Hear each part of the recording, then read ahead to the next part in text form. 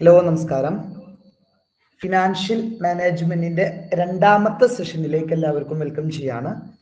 Exam oriented ആയിട്ടുള്ള 2 മാർക്കിന്റെ questions discuss ചെയ്യുന്ന ഒരു സെഷൻ നമ്മൾ ഓൾറെഡി ചെയ്തിട്ടുണ്ടായിരുന്നു.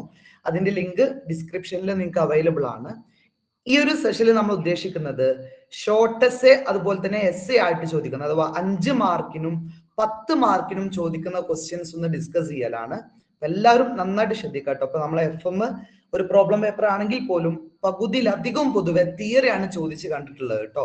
പ്രോബ്ലം ചോദിക്കാറുണ്ട്, പക്ഷെ അതിനേക്കാൾ കൂടുതൽ തിയറിയാണ് ചോദിച്ച് കണ്ടിട്ടുള്ളത്. അപ്പൊ നിങ്ങൾക്ക് തിയറി തന്നെ നന്നായിട്ട് ഫോക്കസ് ചെയ്താൽ നല്ല മാർക്കോട് കൂടെ വിജയിക്കാൻ പറ്റും. നന്നായിട്ട് ശ്രദ്ധിക്കുക കേട്ടോ, കാരണം ഈ ഒരു പേപ്പറിൽ ഒരുപാട് പേർക്ക് സപ്ലി വരുന്ന ഒരു പേപ്പറും കൂടെയാണ്. അപ്പൊ നന്നായിട്ട് ശ്രദ്ധിച്ചില്ലെങ്കിൽ നമ്മുടെ കയ്യിൽ നിന്ന് മിസ്സായി പോകുന്ന ഒരു പേപ്പറാണ് കേട്ടോ. അപ്പൊ ആദ്യമായിട്ട് ഞാൻ ക്വസ്റ്റ്യൻ ആൻസറിലേക്ക് കടക്കുന്നതിന് മുമ്പ് നിർബന്ധമായിട്ടും എല്ലാവരും ശ്രദ്ധിക്കേണ്ട ഒരു ടോപ്പിക് ഒന്ന് പറയാണ് കേട്ടോ. ഇത് പഠിച്ചു വെച്ചാല് നിങ്ങൾക്ക് ഒരുപാട് ചോദ്യത്തിന് ഈ ഒരു കാര്യം വെച്ചിട്ട്, ഈ ഒരു ഗ്രാഫ് വെച്ചിട്ട് ആൻസർ പറയാൻ പറ്റൂ കേട്ടോ. നന്നായിട്ട് ശ്രദ്ധിക്കുക കേട്ടോ. അതായത് നമ്മുടെ ബിസിനസ്സിലെ ഫിനാൻസ് ഫങ്ഷൻസ് അല്ലെങ്കിൽ ഫിനാൻഷ്യൽ ഡിസിഷൻസ് എന്ന് പറയും കേട്ടോ. ഫിനാൻസ് ഫങ്ഷൻസ് അല്ലെങ്കിൽ ഫിനാൻഷ്യൽ ഡിസിഷൻസ് എന്ന് പറയും. അതിനെ 3 ആയിട്ട് തരംതിരിക്കാം. ഇതൊരു ചെറിയൊരു സൈക്കോളജിക്കൽ അപ്രോച്ചും കൂടെയാണ് കേട്ടോ. ഒരു കഥ പറയുന്ന പോലെ നമുക്ക് പറയാം. ഫിനാൻസ് ഫങ്ഷൻസ് അല്ലെങ്കിൽ ഫിനാൻഷ്യൽ ഡിസിഷൻസ്. അതായത് നമ്മുടെ ബിസിനസ്സിലേക്ക് കുറച്ച് പൈസ ആവശ്യമാണ് അല്ലെ. അപ്പൊ നമ്മൾ പുതിയൊരു ബിസിനസ് തുടങ്ങാണ്. എല്ലാവരും ആലോചിച്ചു, ഓക്കെ, പുതിയൊരു ബിസിനസ് നമ്മൾ സ്റ്റാർട്ട് ചെയ്യാണ്. നമുക്ക് ഫണ്ട് വേണമല്ലോ. എവിടുന്ന അപ്പൊ നമുക്ക് ഫണ്ട് കിട്ടുക അല്ലെ? നമുക്കറിയാം, ലോണ്, ബാങ്കിൽ നിന്ന് ലോൺ എടുക്കാൻ പറ്റും അല്ലെ. ലോൺ ഇഷ്യൂ ചെയ്യാൻ പറ്റും. അതുപോലെ മറ്റൊരു ടെക്നിക്കാണ് നമുക്ക് ഡിബഞ്ചർ ഇഷ്യൂ ചെയ്യാൻ പറ്റും. ഇതിനൊക്കെ നമുക്ക് എന്താ പറയാ അറിയോ? ഡെപ്റ്റ് എന്ന് പറയാം. അപ്പൊ എന്താ ഡെപ്റ്റ് എന്ന് പറഞ്ഞാൽ ബോറോവിങ്സ് അഥവാ കടം വാങ്ങാം. ഇപ്പൊ ബിസിനസ്സിലേക്ക് ഇപ്പൊ നമ്മൾ പുതിയൊരു ബിസിനസ് തുടങ്ങാം കേട്ടോ. ഈ കഥ എല്ലാവരും മനസ്സിലാക്കണേ. നമ്മൾ പുതിയൊരു ബിസിനസ് തുടങ്ങാണ്. ബിസിനസ്സിലേക്ക് ഫണ്ട് ആവശ്യമാണ്. ഫണ്ട് എവിടുന്ന കിട്ടുക? നമുക്ക് ഒന്ന് ബോറോവിങ്സ് ആയിട്ട് അല്ലെങ്കിൽ കടം വാങ്ങുന്ന പൈസ ആയിട്ട് നമുക്ക് കളക്ട് ചെയ്യാം. അതിന് നമുക്ക് ഡെപ്റ്റ് എന്ന് പറയാം കേട്ടോ, ഡെപ്റ്റ്. രണ്ടാമത് മുതലാളിമാര് അഥവാ ഓണേഴ്സ് എടുക്കുന്ന പൈസ അല്ലെ, അതിന് ഇക്വിറ്റി എന്ന് പറയും. അതിലാണ് ഇക്വിറ്റി ഷെയർ, അതുപോലെ തന്നെ പ്രിഫറൻസ് ഷെയർ ഒക്കെ അതിൽ വരുന്നതാണ്. അപ്പൊ ഈ 2 രൂപത്തിൽ നമുക്ക് ഫണ്ട് കണ്ടെത്താം അല്ലെ. സപ്പോസ് ഒരു 10 കോടി രൂപ നമ്മുടെ ബിസിനസ്സിലേക്ക് ആവശ്യമാണെന്ന് വെച്ചോളൂ. 10 കോടി രൂപ കേട്ടോ. അതിൽ നമ്മൾ തീരുമാനിച്ചു ഒരു 5 കോടി ഡെപ്റ്റ് ആയിട്ടും 5 കോടി ഇക്വിറ്റി ആയിട്ടും നമുക്ക് കളക്ട് ചെയ്യാം. എന്താ ഡെപ്റ്റ് എന്ന് പറഞ്ഞാല്? ബോറോവിങ്സ് അല്ലെ, കടം വാങ്ങുന്ന പൈസ. എന്താ ഇക്വിറ്റി എന്ന് പറഞ്ഞാല്? ഓണേഴ്സ്, മുതലാളിമാർ എടുക്കുന്ന പൈസ. ഇത് നല്ലോണം മൈൻഡിലേക്ക് കയറ്റി വെക്കുക കേട്ടോ. ഇത് അത്ര ഇമ്പോർട്ടന്റ് ആണ്. ഇത് വെച്ച് ഒരുപാട് ചോദ്യങ്ങൾക്ക് നിങ്ങൾക്ക് ആൻസർ ചെയ്യാൻ പറ്റൂ കേട്ടോ. ഓക്കെ, അതുകൊണ്ടാണ് ഞാൻ വീണ്ടും റിപ്പീറ്റ് ചെയ്ത് പറയുന്നത്. അപ്പോ എന്താണ് ഫിനാൻസിങ് ഡിസിഷൻ? നമ്മുടെ ക്യാപിറ്റൽ സ്ട്രക്ചറിൽ അഥവാ നമ്മുടെ ക്യാപിറ്റലിൽ എത്ര ഭാഗം ഡെപ്റ്റ് വേണമെന്നും എത്ര ഭാഗം ഇക്വിറ്റി വേണമെന്നുള്ള തീരുമാനത്തെയാണ് ഫിനാൻഷ്യൽ ഡിസിഷൻ എന്ന് പറയാം അല്ലെ. അപ്പൊ നമ്മൾ തീരുമാനിച്ചില്ലേ 5 കോടി രൂപ ഡെപ്റ്റ് ആയിട്ടും അല്ലെ ബാക്കി 5 കോടി രൂപ ഇക്വിറ്റി ആയിട്ടും കളക്ട് ചെയ്യാം എന്ന് നമ്മൾ തീരുമാനിച്ചില്ലേ. ആ തീരുമാനത്തെയാണ് ഫിനാൻസിങ് ഡിസിഷൻ എന്ന് പറയാ. എന്താണ് ഫിനാൻസിങ് ഡിസിഷൻ എന്ന് പറഞ്ഞാൽ നമ്മുടെ ക്യാപിറ്റൽ സ്ട്രക്ചറിൽ എത്ര ഭാഗം ഡെപ്റ്റ് വേണം, എത്ര ഭാഗം ഫിനാൻസിങ് ഡിസിഷൻ എന്ന് പറയാ. അടുത്തത്, അപ്പൊ നമ്മുടെ അടുത്ത് പൈസ കിട്ടിയില്ലേ. എത്ര പൈസ കിട്ടി പറഞ്ഞാൽ അല്ലെ, 10 കോടി രൂപ നമ്മളെ കയ്യിൽ കിട്ടി. ഈ പൈസ ഇങ്ങനെ നമ്മൾ ഷെൽഫിൽ എടുത്ത് വെച്ചിട്ട് കാര്യമില്ലല്ലോ. ഇത് എന്ത് ചെയ്യണം? നമുക്ക് ഇൻവെസ്റ്റ് ചെയ്യണം അല്ലെ. നമ്മുടെ കൈ കിട്ടിയുള്ള 10 കോടി രൂപ ഇൻവെസ്റ്റ് ചെയ്യണം. അപ്പൊ എവിടെ ഇൻവെസ്റ്റ് ചെയ്യാ? അതിനും 2 വഴികളുണ്ട്. ഒന്ന് ഒരുപാട് വർഷത്തേക്ക് വരുന്ന ഇൻവെസ്റ്റ്മെന്റ്, അതിന് ലോങ് ടേം ഇൻവെസ്റ്റ്മെന്റ് എന്ന് പറയും. അടുത്തത് കുറഞ്ഞ കാലത്തേക്കുള്ള ഇൻവെസ്റ്റ്മെന്റ്, അതിന് ഷോർട്ട് ടേം ഇൻവെസ്റ്റ്മെന്റ് എന്ന് പറയും. ഓക്കെ, എന്താ ഈ ലോങ് ടേം ഇൻവെസ്റ്റ്മെന്റ് പറഞ്ഞാൽ ഫിക്സഡ് അസറ്റിലുള്ള ഇൻവെസ്റ്റ്മെന്റിനെയാണ് ലോങ് ടേം ഇൻവെസ്റ്റ്മെന്റ് എന്ന് പറയാം കേട്ടോ. ഫിക്സഡ് അസറ്റിൽ വെക്കുന്ന ഇൻവെസ്റ്റ്മെന്റ് ആണ് ലോങ് ടേം ഇൻവെസ്റ്റ്മെന്റ്. കറണ്ട് അസറ്റിലുള്ള ഇൻവെസ്റ്റ്മെന്റിനെയാണ് ഷോർട്ട് ടേം ഇൻവെസ്റ്റ്മെന്റ് എന്ന് പറയാം. അപ്പൊ എന്താണ് ഇൻവെസ്റ്റ്മെന്റ് ഡിസിഷൻ അല്ലെ ഇൻവെസ്റ്റിംഗ് ഡിസിഷൻ എന്നൊക്കെ പറഞ്ഞാല് നമ്മുടെ കയ്യിലുള്ള ഫണ്ടിനെ എത്ര ലോങ് ടേമിൽ ഇൻവെസ്റ്റ് ചെയ്യണമെന്നും എത്ര ഷോർട്ട് ടേമിൽ ഇൻവെസ്റ്റ് ചെയ്യണമെന്നുള്ള തീരുമാനത്തെയാണ് ഇൻവെസ്റ്റ്മെന്റ് ഡിസിഷൻ എന്ന് പറയാം. ഞാൻ ചോദിക്കട്ടെ, ഇപ്പൊ നമ്മളെ അടുത്ത് എത്ര രൂപ ഉണ്ട് പറഞ്ഞാണ്? 10 കോടി രൂപ അല്ലെ. ഈ 10 കോടി നമ്മൾ സപ്പോസ് തീരുമാനിക്കാണ് 8 കോടി രൂപ നമ്മൾ ലോങ് ടേമിൽ ഇൻവെസ്റ്റ് ചെയ്തു അല്ലെ. ബാക്കി എത്ര ഉണ്ട്? 2 കോടി രൂപ. ആ 2 കോടി രൂപ ഷോർട്ട് ടേമിൽ ഇൻവെസ്റ്റ് ചെയ്തു. അഥവാ ലോങ് ടേം എന്ന് പറഞ്ഞാൽ എന്താ? ഫിക്സഡ് അസറ്റിൽ ഇൻവെസ്റ്റ് ചെയ്തു. ഷോർട്ട് ടേം എന്ന് പറഞ്ഞാൽ എന്താ? കറണ്ട് അസറ്റിൽ ഇൻവെസ്റ്റ് ചെയ്തു. അപ്പൊ ആ തീരുമാനത്തെ, തീരുമാനം നമ്മുടെ കയ്യിലുള്ള ഫണ്ടിനെ എത്ര ലോങ് ടേമിൽ ഇൻവെസ്റ്റ് ചെയ്യണമെന്നും എത്ര ഷോർട്ട് ടേമിൽ ഇൻവെസ്റ്റ് ചെയ്യണമെന്നുള്ള തീരുമാനത്തെയാണ് ഇൻവെസ്റ്റ്മെന്റ് ഡിസിഷൻ എന്ന് പറയുന്നത്. ഓക്കെ, അപ്പൊ എന്തായി, നമ്മൾ ഫണ്ട് കണ്ടെത്തി അല്ലെ, ഡെപ്റ്റിലൂടെയും ഇക്വിറ്റിയിലൂടെയും ഫണ്ട് കണ്ടെത്തി അല്ലെ. ആ കണ്ടെത്തിയ ഫണ്ടിനെ എന്ത് ചെയ്തു, ലോങ് ടേമിലും ഷോർട്ട് ടേമിലും ആയിട്ട് നമ്മൾ ഇൻവെസ്റ്റ് ചെയ്തു. ഇനിയിപ്പോ എന്താ ഉണ്ടാവുക, ബിസിനസ് വീണ്ടും മുന്നോട്ട് പോവാണ് അല്ലെ. സ്വാഭാവികമായിട്ടും ബിസിനസ്സിന് എന്ത് കിട്ടും, പ്രോഫിറ്റ് കിട്ടും. ക്ലിയർ അല്ലേ, ബിസിനസ്സിന് പ്രോഫിറ്റ് കിട്ടും അല്ലെ, പ്രോഫിറ്റ് കിട്ടും. ആ പ്രോഫിറ്റിനെയും രണ്ട് രൂപത്തിൽ നമുക്ക് ഉപയോഗിക്കാം. എങ്ങനെ, ഒന്ന്, നമ്മുടെ ഷെയർ ഹോൾഡേഴ്സിലെ ഓണേഴ്സിലെ അവരല്ലേ നമുക്ക് പൈസ തന്നത്, ഡിവിഡന്റ് ആയിട്ട് വീതിച്ചു കൊടുക്കാം, ലാഭവിഹിതമായിട്ട് ഷെയർ ഹോൾഡേഴ്സിന് വീതിച്ചു കൊടുക്കാം. അതിനാണ് ഡിവിഡന്റ് എന്ന് പറയുന്നത്. അപ്പൊ എന്താ ഡിവിഡന്റ്, പ്രോഫിറ്റിന്റെ ഒരു ഭാഗം നമ്മുടെ ഷെയർ ഹോൾഡേഴ്സിന് അല്ലെ, അവർ ഇൻവെസ്റ്റ് ചെയ്ത ഫണ്ടിന് പകരമായിട്ട് ലാഭവിഹിതമായിട്ട് നമ്മൾ തിരിച്ചു കൊടുക്കും. അതാണ് ഡിവിഡന്റ്. ബാക്കി പൈസ എന്താ ചെയ്യാ, ബിസിനസ്സിൽ തന്നെ റിസർവ് ആയിട്ട് എടുത്തു വെക്കും, റിസർവ് ആയിട്ട് മാറ്റി വെക്കും. എന്തിന്, ബിസിനസിന്റെ ഭാവിയിലുള്ള ആവശ്യങ്ങൾക്ക് വേണ്ടിയിട്ട് അല്ലെ, ഭാവിയിൽ ഗ്രോത്തിനും എക്സ്പാൻഷനും ഒക്കെ വേണ്ടിയിട്ട് ആ ബാക്കി പ്രോഫിറ്റ് നമ്മൾ എടുത്തു വെക്കും. ആ എടുത്തു വെക്കുന്നതിനെയാണ് റീറ്റെയിൻഡ് ഏർണിങ്സ് അല്ലെങ്കിൽ plug in back of profit എന്നൊക്കെ പറയാറുണ്ട് കേട്ടോ. അപ്പൊ എന്താണ് ഡിവിഡന്റ് ഡിസിഷൻ, ബിസിനസിന്റെ പ്രോഫിറ്റിനെ ശ്രദ്ധിക്കാട്ടോ, പ്രോഫിറ്റിനെ രണ്ട് രൂപത്തിൽ നമുക്ക് ഉപയോഗിക്കാം. അഥവാ പ്രോഫിറ്റിന്റെ ഒരു ഭാഗം ഡിവിഡന്റ് ആയിട്ട് ഷെയർ ഹോൾഡേഴ്സിന് വീതിച്ചു കൊടുക്കാം, മറുഭാഗം റീറ്റെയിൻ ചെയ്യുക അല്ലെങ്കിൽ ബിസിനസ്സിൽ റിസർവ് ആയിട്ട് എടുത്തു വെക്കാം. ഈ തീരുമാനം, അപ്പൊ എത്ര ഡിവിഡന്റ് കൊടുക്കണമെന്നും എത്ര റീറ്റെയിൻ ചെയ്യണമെന്നുള്ള തീരുമാനത്തെയാണ് ഡിവിഡന്റ് ഡിസിഷൻ എന്ന് പറയാ. ഒരു ഉദാഹരണം പറയാ, ഇപ്പൊ നമ്മുടെ ബിസിനസ്സിൽ ഒരു 10 ലക്ഷം പ്രോഫിറ്റ് കിട്ടി എന്ന് വെച്ചോളൂ, 10 ലക്ഷം പ്രോഫിറ്റ് കിട്ടി. ആ 10 ലക്ഷം പ്രോഫിറ്റ് അല്ലെ, അതിൽ നമ്മൾ എന്ത് ചെയ്തു, ഒരു 6 ലക്ഷം ഡിവിഡന്റ് ആയിട്ട് കൊടുത്തു. ബാക്കി എത്ര ഉണ്ട്, 4 ലക്ഷം അല്ലേ. ആ 4 ലക്ഷം നമ്മൾ റീറ്റെയിൻ ചെയ്യാണ്, റിസർവ് ആയിട്ട് എടുത്തു വെക്കാണ്. ഓക്കെ, ഈ തീരുമാനത്തെയാണ് ഡിവിഡന്റ് ഡിസിഷൻ എന്ന് പറയുന്നത്. ഒന്നും കൂടെ ഓടിച്ചു പറയാണ്, എന്താണ് ഫിനാൻഷ്യൽ ഡിസിഷൻ, നമ്മുടെ ബിസിനസ്സിലേക്ക് ആവശ്യമായിട്ടുള്ള ഫണ്ട് കണ്ടെത്തുക, ക്യാപിറ്റൽ കണ്ടെത്തുക അല്ലെ. രണ്ട് വഴിയുണ്ട്, ഒന്ന് കടം വാങ്ങുക അഥവാ ഡെപ്റ്റ്, രണ്ട് മുതലാളിമാരെടുക്കുക അഥവാ ഇക്വിറ്റി. അങ്ങനെ ഫണ്ട് കിട്ടിക്കഴിഞ്ഞാൽ ആ ഫണ്ടിനെ ഇൻവെസ്റ്റ് ചെയ്യുക, ആ തീരുമാനത്തെയാണ് ഇൻവെസ്റ്റ്മെന്റ് ഡിസിഷൻ എന്ന് പറയാ. അതിനും രണ്ട് വഴികൾ, ഒന്ന് ലോങ് ടേമിൽ ഇൻവെസ്റ്റ് ചെയ്യുക അഥവാ ഫിക്സഡ് അസറ്റിൽ ഇൻവെസ്റ്റ് ചെയ്യുക, രണ്ട് ഷോർട്ട് ടേമിൽ ഇൻവെസ്റ്റ് ചെയ്യുക അഥവാ കറന്റ് അസറ്റിൽ ഇൻവെസ്റ്റ് ചെയ്യാം. അങ്ങനെ ബിസിനസ്സിൽ ഇൻവെസ്റ്റ് ചെയ്ത് ബിസിനസ് മുന്നോട്ട് പോയാൽ പ്രോഫിറ്റ് കിട്ടൂലേ. ആ പ്രോഫിറ്റിനെ രണ്ട് രൂപത്തിൽ നമുക്ക് യൂട്ടിലൈസ് ചെയ്യാം. ഒന്ന് ഷെയർ ഹോൾഡേഴ്സിന് ഡിവിഡന്റ് എന്ന പേരിൽ വീതിച്ചു കൊടുക്കാം അല്ലെ, രണ്ട് ബിസിനസ്സിൽ തന്നെ റിസർവ് ആയിട്ട് മാറ്റി വെക്കാം, അതിന് റീറ്റെയിൻഡ് ഏർണിങ്സ് എന്ന് പറയും. ഇതൊന്ന് മൈൻഡിൽ പകർത്തി വെക്കുക, നിർബന്ധമായിട്ട് നിങ്ങൾ നോട്ട് ചെയ്ത് വെക്കണം, മനസ്സിൽ പതിച്ചു വെക്കുക കേട്ടോ, എന്നിട്ടേ ബാക്കി ക്ലാസ് കേൾക്കാൻ പറ്റുള്ളൂ കേട്ടോ. ഓക്കെ, നമുക്ക് അടുത്ത ചോദ്യത്തിലേക്ക് പോവാം. 5 മാർക്കിന്റെ ക്വസ്റ്റ്യൻസ് ആണ് ആദ്യമായിട്ട് ഡിസ്കസ് ചെയ്യുന്നത്. Explain functional areas of financial management. Financial മാനേജ്മെന്റിന്റെ ഫങ്ഷണൽ ഏരിയാസ് ഏതൊക്കെയാണ്? ആദ്യമായിട്ട് എന്താണ് ഫിനാൻഷ്യൽ മാനേജ്മെന്റ്, അതൊന്ന് പഠിക്കണം കേട്ടോ. അത് 2 മാർക്കിലും ചോദിക്കാറുണ്ട്, വാട്ട് യു മീൻ ബൈ അല്ലെങ്കിൽ ഡിഫൈൻ ഫിനാൻഷ്യൽ മാനേജ്മെന്റ് എന്ന് പറയുന്നത്. അത് ഓർത്തു വെക്കുക. Planning, organising, directing, controlling of financial activities അല്ലെ.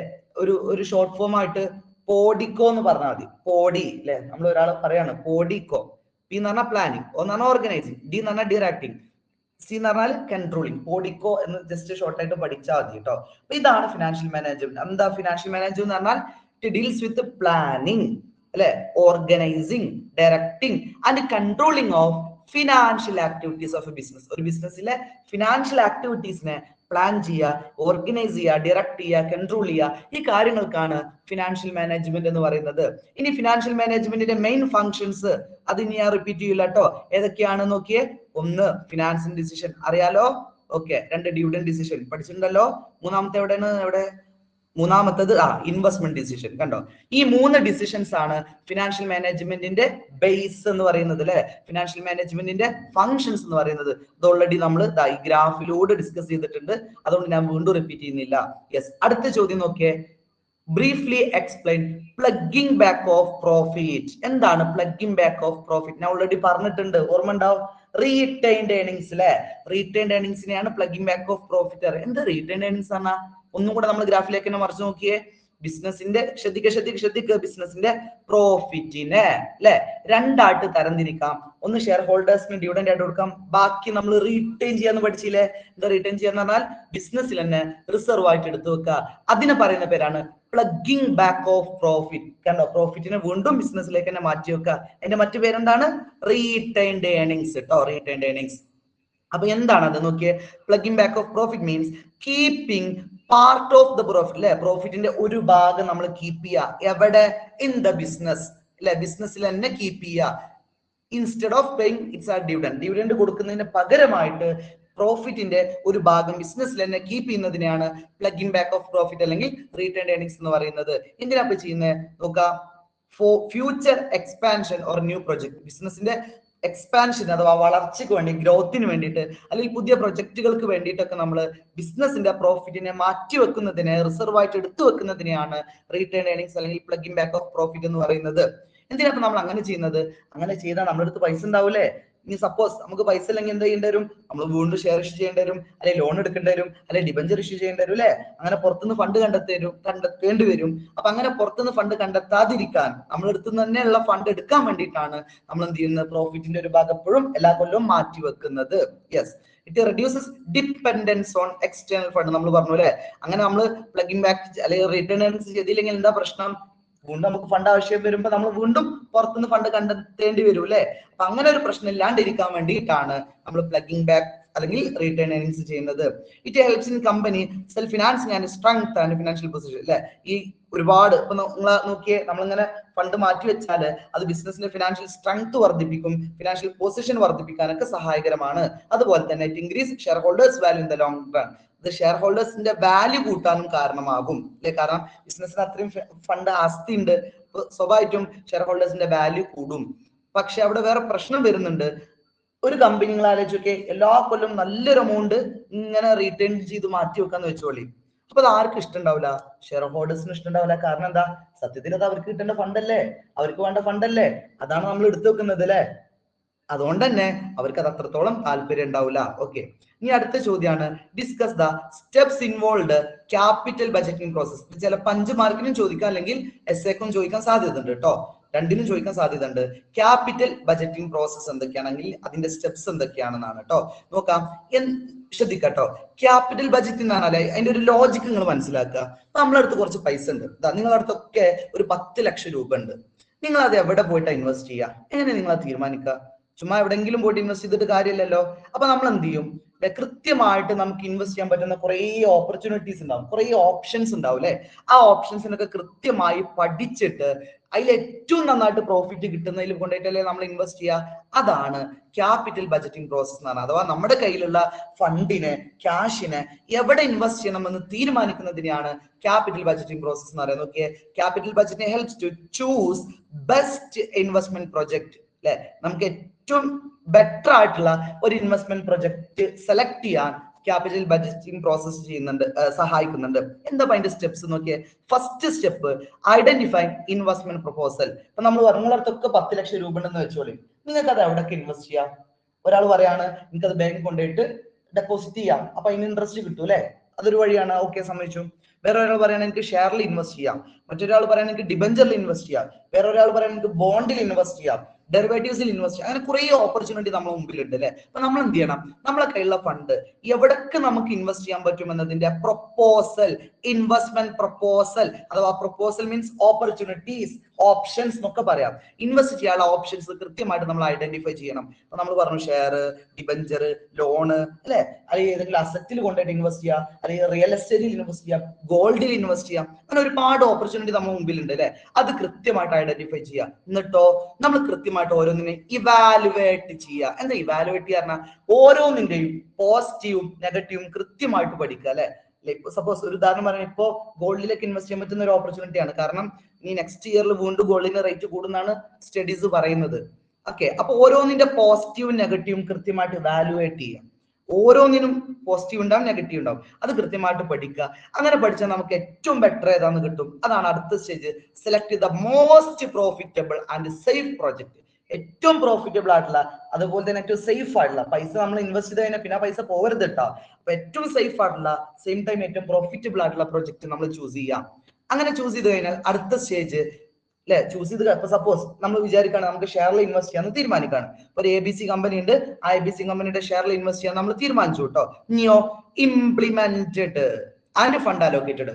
ആ വെറുതെ തീരുമാനിച്ചിട്ട് കാര്യമല്ല, ആ ഫണ്ട് എന്ത് ചെയ്യണം? ABC കമ്പനിയിലേക്ക് ഇൻവെസ്റ്റ് ചെയ്യണം അല്ലെ. അങ്ങനെ ഫണ്ട് അവർക്ക് കൊടുക്കണം. അങ്ങനെ കൊടുത്തു കഴിഞ്ഞാലോ ഇനി actual performance is compared with expected result. നമ്മളിങ്ങനെ ഉദ്ദേശിച്ചിരുന്നു ഷെയറിലൊക്കെ ഇൻവെസ്റ്റ് ചെയ്താൽ എല്ലാ മാസം എല്ലാ വർഷം എനിക്ക് ഒരു 10% റിട്ടേൺ കിട്ടുന്നൊക്കെ നമ്മൾ പ്രതീക്ഷിച്ചിരുന്നു. അതാണ് നമ്മുടെ എക്സ്പെക്റ്റഡ് റിസൾട്ട്. എത്ര നമ്മൾ പ്രതീക്ഷിച്ചത്? ഒരു 10% റിട്ടേൺ അല്ലെ. പക്ഷെ ആക്ച്വൽ കിട്ടിയത് എത്ര? 8% ഉള്ളൂ. അത് നമ്മൾ കൃത്യമായിട്ട് കമ്പയർ ചെയ്യാം. ഏത് കമ്പയർ ചെയ്യാം? നമ്മൾ എക്സ്പെക്ട് ചെയ്തതും ആക്ച്വലി നമുക്ക് കിട്ടിയതും തമ്മിൽ കമ്പയർ ചെയ്യാം അല്ലെ. അപ്പൊ എന്തെങ്കിലുമൊക്കെ അതിൽ പ്രശ്നം നമുക്ക് മനസ്സിലാകും. അതെന്ത് ചെയ്യാ? This review helps to improve future investment decision. അങ്ങനെ എന്തെങ്കിലുമൊക്കെ മാറ്റങ്ങൾ ഉണ്ടെങ്കിൽ, നമ്മൾ എക്സ്പെക്ട് ചെയ്ത് അത്രത്തോളം കിട്ടുന്നില്ലെങ്കിൽ എവിടെയാണ് നമുക്ക് പാളിച്ച വന്നത്, എവിടെയാണ് പ്രശ്നം വന്നത്, അതൊക്കെ റെക്ടിഫൈ ചെയ്തിട്ട് വീണ്ടും നമ്മൾ മുന്നോട്ട് പോവുക, വീണ്ടും നമ്മൾ ഇൻവെസ്റ്റ് ചെയ്യുക അല്ലെ. അപ്പൊ ഇതാണ് ഇൻവെസ്റ്റ്മെന്റ് പ്രോസസ്. ഒന്നും കൂടെ ഓടിച്ച് പറയാണ്. ഒന്നെന്താ നമ്മൾ പറഞ്ഞ ഐഡന്റിഫൈങ് ഇൻവെസ്റ്റ്മെന്റ് പ്രൊപ്പോസൽ. ഇതിങ്ങനെ ഒരു കഥ പറയുന്ന പോലെ കേട്ടാൽ മതിട്ടോ. കാണാതെ പഠിക്കേണ്ട ആവശ്യമൊന്നുമില്ല, നമുക്ക് എല്ലാത്തിനും ഐഡിയ കിട്ടും. നമ്മുടെ ഇൻവെസ്റ്റ്മെന്റ് പ്രൊപ്പോസലുകൾ, ഇൻവെസ്റ്റ്മെന്റ് ഓപ്ഷൻസ് നമ്മൾ ഐഡന്റിഫൈ ചെയ്യുക. പിന്നെ അതിന് ഓരോന്നിനെയും ഇവാലുവേറ്റ് ചെയ്യുക അല്ലെ. അതിന്റെ പോസിറ്റീവ് നെഗറ്റീവ് ഒക്കെ നോക്കുക. അപ്പൊ നമുക്ക് ഏറ്റവും നല്ലത് കിട്ടും. Select in the most profitable അല്ലെ. ഏറ്റവും പ്രോഫിറ്റബിൾ ആയിട്ടുള്ള ഒന്ന് സെലക്ട് ചെയ്യുക. ദെൻ അതിനെ ഇംപ്ലിമെന്റ് ചെയ്യുക, അഥവാ ഫണ്ട് അതിലേക്ക് കൊടുക്കുക. ദെൻ ആക്ച്വലും നമ്മൾ എക്സ്പെക്ട് ചെയ്ത് നമ്മൾ കമ്പയർ ചെയ്യുക. എന്നിട്ട് എന്തെങ്കിലും മാറ്റങ്ങൾ വരുത്തണമെങ്കിൽ അത് ഇംപ്രൂവ് ചെയ്യിപ്പിക്കുക. ഇതാണ് capital budgeting process. Very very important ആണ്. അടുത്തൊരു ചോദ്യം, എക്സ്പ്ലെയിൻ ദ ഫോളോയിങ് ടേംസ് എന്നാണ്. താഴെ കുറെ ടേംസുകൾ കൊടുത്തിട്ടുണ്ട്, അതൊന്ന് വിവരിക്കാനാണ്. ഇത് ചിലപ്പോൾ 2 മാർക്ക്, ഇതിൽ ഓരോന്നും എടുത്തിട്ട് 2 മാർക്കിന് ചോദിക്കാൻ സാധ്യത ഉണ്ട് കേട്ടോ. ഒന്ന് നന്നായിട്ട് നോട്ട് ചെയ്യുക. എന്താണ് ഫസ്റ്റ് NPV അഥവാ നെറ്റ് പ്രസന്റ് വാല്യൂ എന്ന് പറയുന്നത്? ശ്രദ്ധിച്ചോളൂ. NP എന്ന് പറയുന്നത് difference between present value of cash inflow and outflow. അതായത് ശരിക്കും ശ്രദ്ധിക്കട്ടോ. ഇപ്പൊ നമ്മളെ കയ്യിലുള്ള 10 ലക്ഷം ഒരു ഇൻവെസ്റ്റ് ചെയ്തു അല്ലെ. അപ്പൊ നമ്മൾ ഷെയറിൽ ഇൻവെസ്റ്റ് ചെയ്തു, അല്ലെ ഡിബഞ്ചറിൽ ഇൻവെസ്റ്റ് ചെയ്തു എന്ന് വെച്ചോളി. അപ്പൊ ഈ 10 ലക്ഷത്തിന്റെ ഇന്നത്തെ വില എത്ര? 10 ലക്ഷം തന്നെ അല്ലേ. അതാണ് ഔട്ട്ഫ്ലോ എന്ന് പറയുന്നത്. ഔട്ട്ഫ്ലോ പറഞ്ഞാൽ നമ്മളെ അടുത്ത് പൈസ പോയത് അല്ലെ. ഔട്ട് പോയത് എന്നാണല്ലോ. അപ്പൊ നമ്മളെ കയ്യിൽ നിന്ന് പൈസ പോയത് എത്ര? 10 ലക്ഷം രൂപ. അതിന്റെ ഇന്നത്തെ വില എന്നാണ് പ്രസന്റ് വാല്യൂ എന്ന് പറയുന്നത് കേട്ടോ. പ്രസന്റ് വാല്യൂ എന്ന് പറഞ്ഞാൽ ഇന്നത്തെ വില. അപ്പൊ നമുക്ക് മനസ്സിലായി, അത് 10 ലക്ഷത്തിന്റെ ഇന്നത്തെ വാല്യൂ എത്ര? 10 ലക്ഷം തന്നെ അല്ലെ. ഇനി നമ്മൾ ചെയ്യുന്ന പണി എന്താ അറിയോ? ഇൻഫ്ലോ നോക്കും. അഥവാ 10 കൊല്ലത്തേക്കാണ് നമ്മൾ ഇൻവെസ്റ്റ് ചെയ്തത്. 10 കൊല്ലം കഴിഞ്ഞിട്ട് നമുക്ക് ഇത്ര എമൗണ്ട് തിരിച്ചു തരും എന്ന് പറഞ്ഞിട്ടുണ്ട്. സപ്പോസ് നമ്മളോട് പറയാണ് 10 കൊല്ലം കഴിഞ്ഞിട്ട് നിങ്ങൾക്ക് ഒരു 15 ലക്ഷം തരാം. നമ്മളിപ്പോ എത്ര ഇൻവെസ്റ്റ് ചെയ്യുന്നത് പറയും? 10 ലക്ഷം അല്ലേ. 10 കൊല്ലം കഴിഞ്ഞിട്ട് നമുക്ക് എത്ര തരും? 15 ലക്ഷം തരും. അപ്പൊ നമുക്ക് ലാഭം എത്ര? 5 ലക്ഷം എന്നല്ല നമ്മൾ പറയാ. എന്നാൽ സത്യത്തിൽ 5 ലക്ഷം ലാഭം ഉണ്ടാവില്ല. കാരണം 10 കൊല്ലം കഴിഞ്ഞിട്ടാണ് 5 ലക്ഷം കിട്ടുന്നത് അല്ലേ. അപ്പൊ എന്ത് ചെയ്യണം? അതിന്റെ ഇന്നത്തെ വിലയിലേക്ക് നമ്മൾ മാറ്റണം. 5 ലക്ഷത്തെ ഇന്നത്തെ വിലയിലേക്ക് മാറ്റി ചിലപ്പോൾ 1 ലക്ഷം 2 ലക്ഷത്തിന്റെ ഒക്കെ വാല്യൂ ഉണ്ടാവുള്ളൂ. കാലം കഴിയുന്തോറും മൂല്യം കുറയും, നമുക്കറിയാലോ അല്ലെ. ഓക്കെ, അപ്പൊ നോക്കുക. അപ്പൊ എന്താണ് NPV എന്ന് പറഞ്ഞാല് നമ്മളെ ക്യാഷ് ഔട്ട്ഫ്ലോ അതേക്കാരം ആദ്യം ഉണ്ടാവും അല്ലെ. അതിന്റെ ഇന്നത്തെ വിലയും ക്യാഷ് ഇൻഫ്ലോ, എന്താ ഇൻഫ്ലോ പറഞ്ഞാൽ നമുക്ക് കിട്ടുന്ന വരുമാനം അല്ലെ, റിട്ടേൺ, അതിന്റെ ഇന്നത്തെ വിലയും തമ്മിൽ കമ്പയർ ചെയ്യുന്നതിനെ അല്ലെ, അത് നമ്മൾ ഡിഫറൻസ് കണ്ടെത്തുന്നതിനെയാണ് NPV എന്ന് പറയുന്നത്. അപ്പൊ നമ്മൾ എന്താ ചെയ്യാറോ? അത് കാൽക്കുലേറ്റ് ചെയ്ത ഇക്വേഷനും കൂടെ നോട്ട് ചെയ്ത് വെച്ചോളി. Present value of cash outflow minus present value of cash, അല്ല സോറി നേരെ തിരിച്ചാട്ടോ, present value of cash inflow അല്ലെ, ഇൻഫ്ലോ അല്ലേക്കാരും വലുതുണ്ടാവുക, minus present value of cash outflow. അപ്പൊ നമ്മൾ ഉദാഹരണത്തിൽ ഇൻഫ്ലോ എത്രയായിരുന്നു നിങ്ങൾ പറഞ്ഞാൽ 15 ലക്ഷം അല്ലെ. ആ 15 ലക്ഷം മൈനസ് നമ്മൾ എത്ര ഇൻവെസ്റ്റ് ചെയ്തത്? 10 ലക്ഷം. ഈക്വൽ ടു എത്ര കിട്ടി? 5 ലക്ഷം കിട്ടി. ആ കിട്ടിയ ആൻസർ അതാണ്.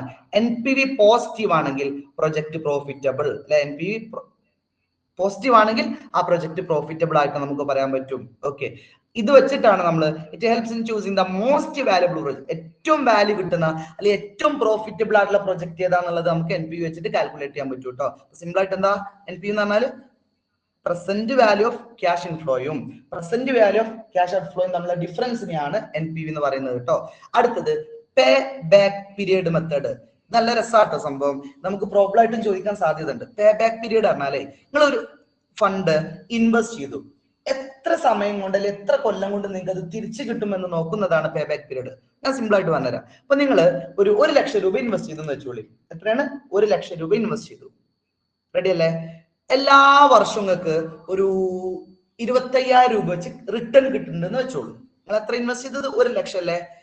ഫസ്റ്റത്തെ വർഷം നിങ്ങൾക്ക് എത്ര കിട്ടും? 25,000 കിട്ടൂല്ലേ. രണ്ടാമത്തെ വർഷം എത്ര ആയി? 50,000 ആവൂലേ. 25, 25, 50 ആവൂലേ. മൂന്നാമത്തെ കൊല്ലം നിങ്ങൾക്ക് എത്ര കിട്ടും? വീണ്ടും 25 കൂടൂലേ, 75 ആയില്ലേ. നാലാമത്തെ കൊല്ലം നിങ്ങൾക്ക് എത്ര കിട്ടും? 1 ലക്ഷം കിട്ടിയില്ലേ അല്ലെ. അഞ്ചാമത്തെ കൊല്ലം 25 കിട്ടുന്നുണ്ടെന്ന് വെച്ചോളൂ. ആറാമത്തെ കൊല്ലം 25 കിട്ടുന്നുണ്ടെന്ന് വെച്ചോളൂ.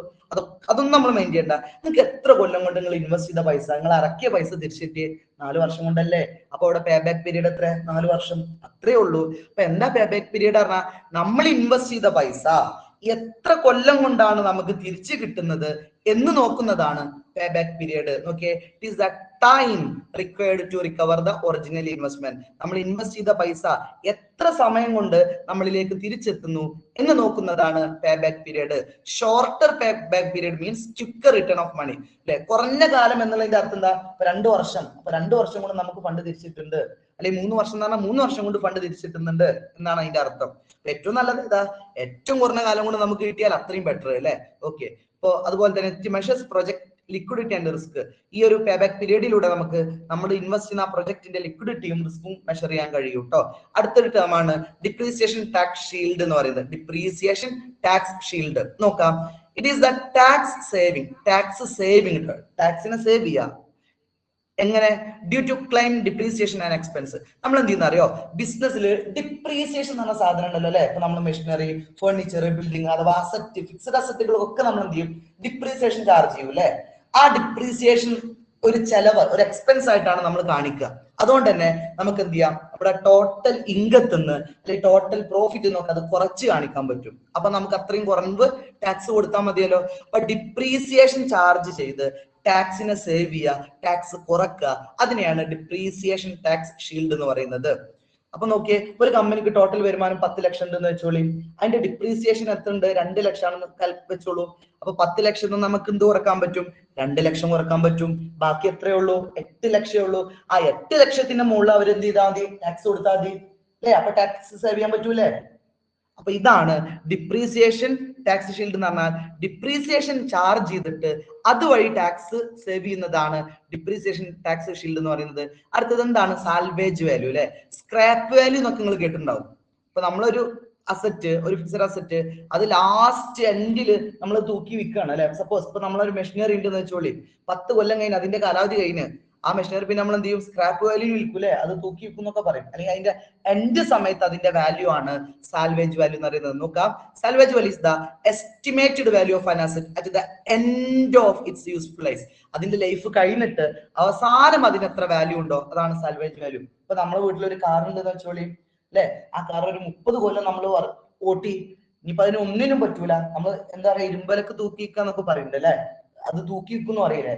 അപ്പൊ ആ അവസാന സ്റ്റേജിൽ, അവസാന നിമിഷത്തിൽ അതിന്റെ വില എത്രയാണോ അതാണ് സാൽവേജ് വാല്യൂ എന്ന് പറയുന്നത്. It is considered in project evaluation. ഇത് എന്തിനാ നമ്മൾ യൂസ് ചെയ്യുക? പ്രൊജക്ട് ഇവാലുവേഷന് വേണ്ടിയിട്ടാണ് ഇത് യൂസ് ചെയ്യുന്നത്. അതുപോലെ തന്നെ ഇത് ടോട്ടൽ ക്യാഷ് ഇൻഫ്ലോനെ ബാധിക്കുന്ന ഒരു ഘടകം കൂടെയാണ്. അടുത്ത ഒരു ടോപ്പിക് കൂടെ പറയാനുണ്ട്, അൺകൺവെൻഷണൽ പ്രൊജക്ട്. എന്താണ് അൺകൺവെൻഷണൽ പ്രൊജക്ട്? നോക്കാം. These project have irregular or mixed cash flow. നമ്മുടെ ക്യാഷ് ഇൻഫ്ലോ ആവട്ടെ ഔട്ട്ഫ്ലോ ആവട്ടെ, അത് കൃത്യമായിട്ടല്ലാത്തതിനെ എങ്ങനെ ഇറഗുലർ എന്നാ പറഞ്ഞത്. ഇപ്പൊ നിങ്ങൾ ഒരു ബാങ്കിൽ ഇൻവെസ്റ്റ് ചെയ്തെന്ന് വെച്ചോളി, അവിടെ കിട്ടുന്ന ഇൻഫ്ലോ, അല്ലെ? അഥവാ ഇൻട്രസ്റ്റ് കറക്റ്റ് അല്ലേ? എല്ലാ കൊല്ലം നമുക്ക് കറക്റ്റ് പ്രൊഡിക്ട് ചെയ്യാൻ പറ്റുമല്ലോ, അല്ലെ? കറക്റ്റ് കാൽക്കുലേറ്റ് ചെയ്യാൻ പറ്റൂലേ? അപ്പൊ അതെന്തല്ല? അൺകൺവെൻഷൻ അല്ല.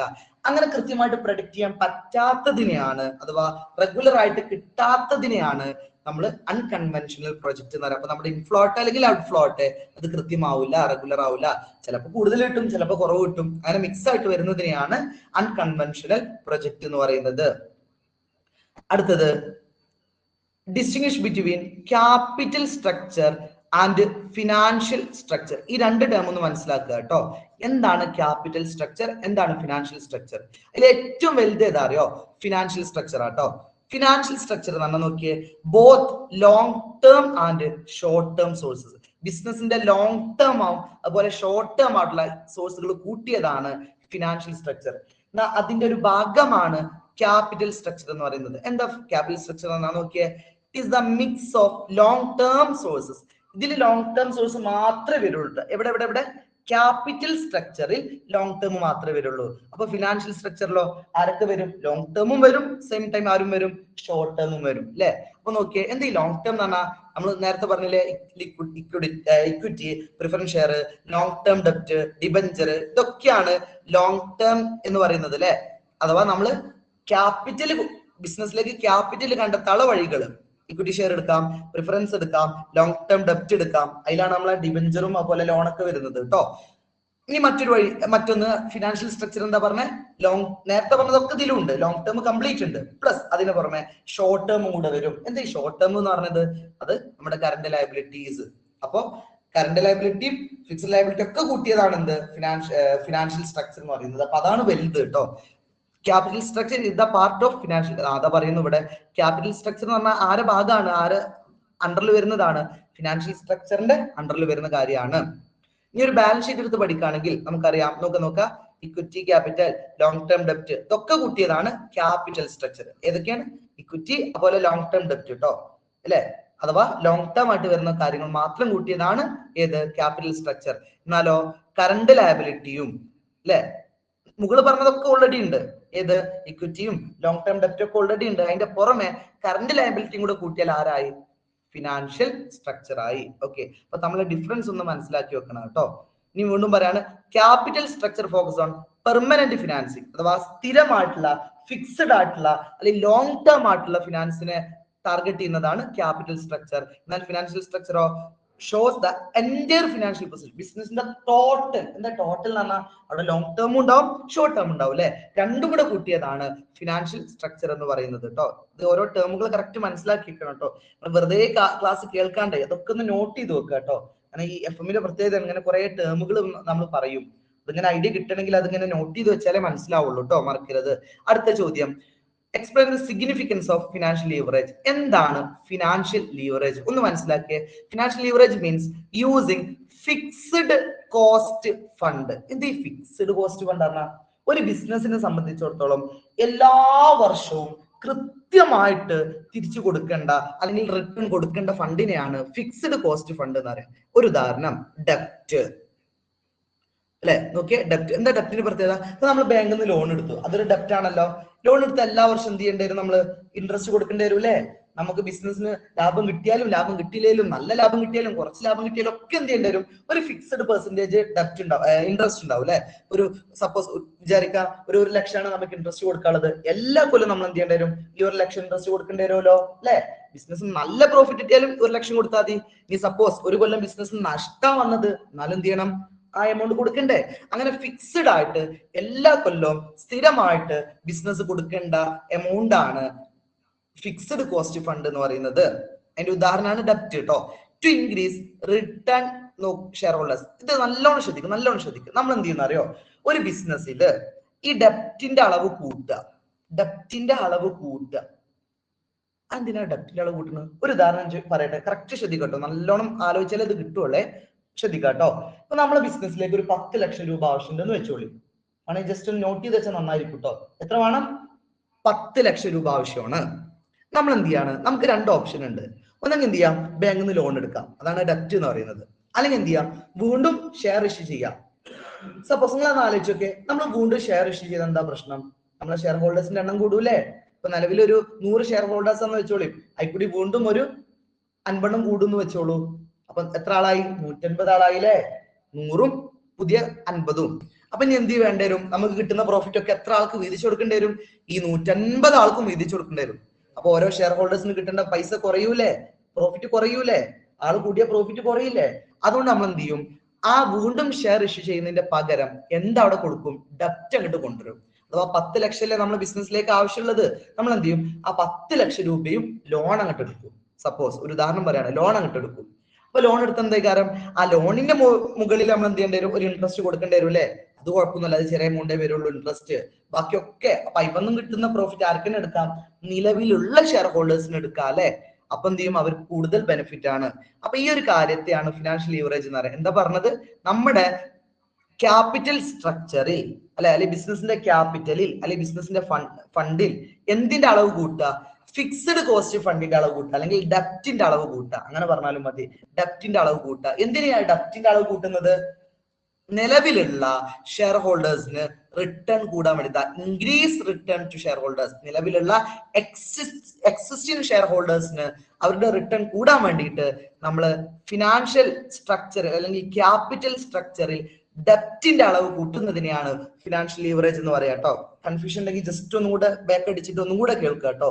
നല്ലൊരു ഐഡിയ കിട്ടുള്ളൂ, ചെറിയൊരു ബുദ്ധിമുട്ടുണ്ട് ഈ ടേം കേട്ടോ. അപ്പൊ സിമ്പിൾ ആയിട്ട് എന്താ പറയുന്നത്? നമ്മുടെ ക്യാപിറ്റൽ സ്ട്രക്ചറിൽ അതായത് ബിസിനസിന്റെ ക്യാപിറ്റലിൽ കൂടുതൽ എന്ത് കൂട്ടുക? എന്ത് കൊണ്ടുവരാ? ഡെപ്റ്റിനെ കൊണ്ടുവരാ. എന്തിനു വേണ്ടിയിട്ട്?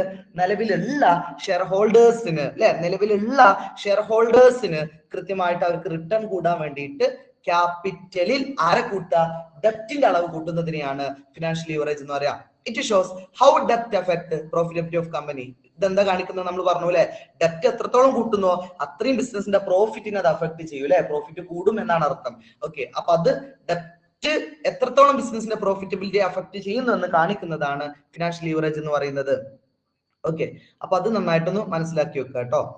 അപ്പൊ it helps to firms to use, നോക്കിയേ, ബോറോഡ് മണി എഫക്റ്റീവ്ലി. അഥവാ ബിസിനസ്സിൽ കൂടുതൽ എന്ത് യൂസ് ചെയ്യാന്നാ പറഞ്ഞ നമ്മള്, ബോറോഡ് മണി. ബോറോഡ് മണി പറഞ്ഞാൽ എന്താ, കടം വാങ്ങണ പൈസ അല്ലെ, ഡെപ്റ്റ് ആയിട്ട് വാങ്ങണ പൈസ, അത് കൂടുതൽ യൂസ് ചെയ്യുക. അപ്പൊ എന്താ മെച്ചം, ഷെയർ ഹോൾഡേഴ്സ് ഗെയിൻ മോർ. അതിന്റെ മെച്ചം എന്താണ്, അങ്ങനെ ഡെപ്റ്റ് കൂടുതൽ യൂസ് ചെയ്താൽ നിലവിലുള്ള ഷെയർ ഹോൾഡേഴ്സിന് കൂടുതൽ ബെനിഫിറ്റ് ആയിരിക്കും, കൂടുതൽ പ്രോഫിറ്റ് ആയിരിക്കും കിട്ടുക. High leverage increase both profit potential and financial risk.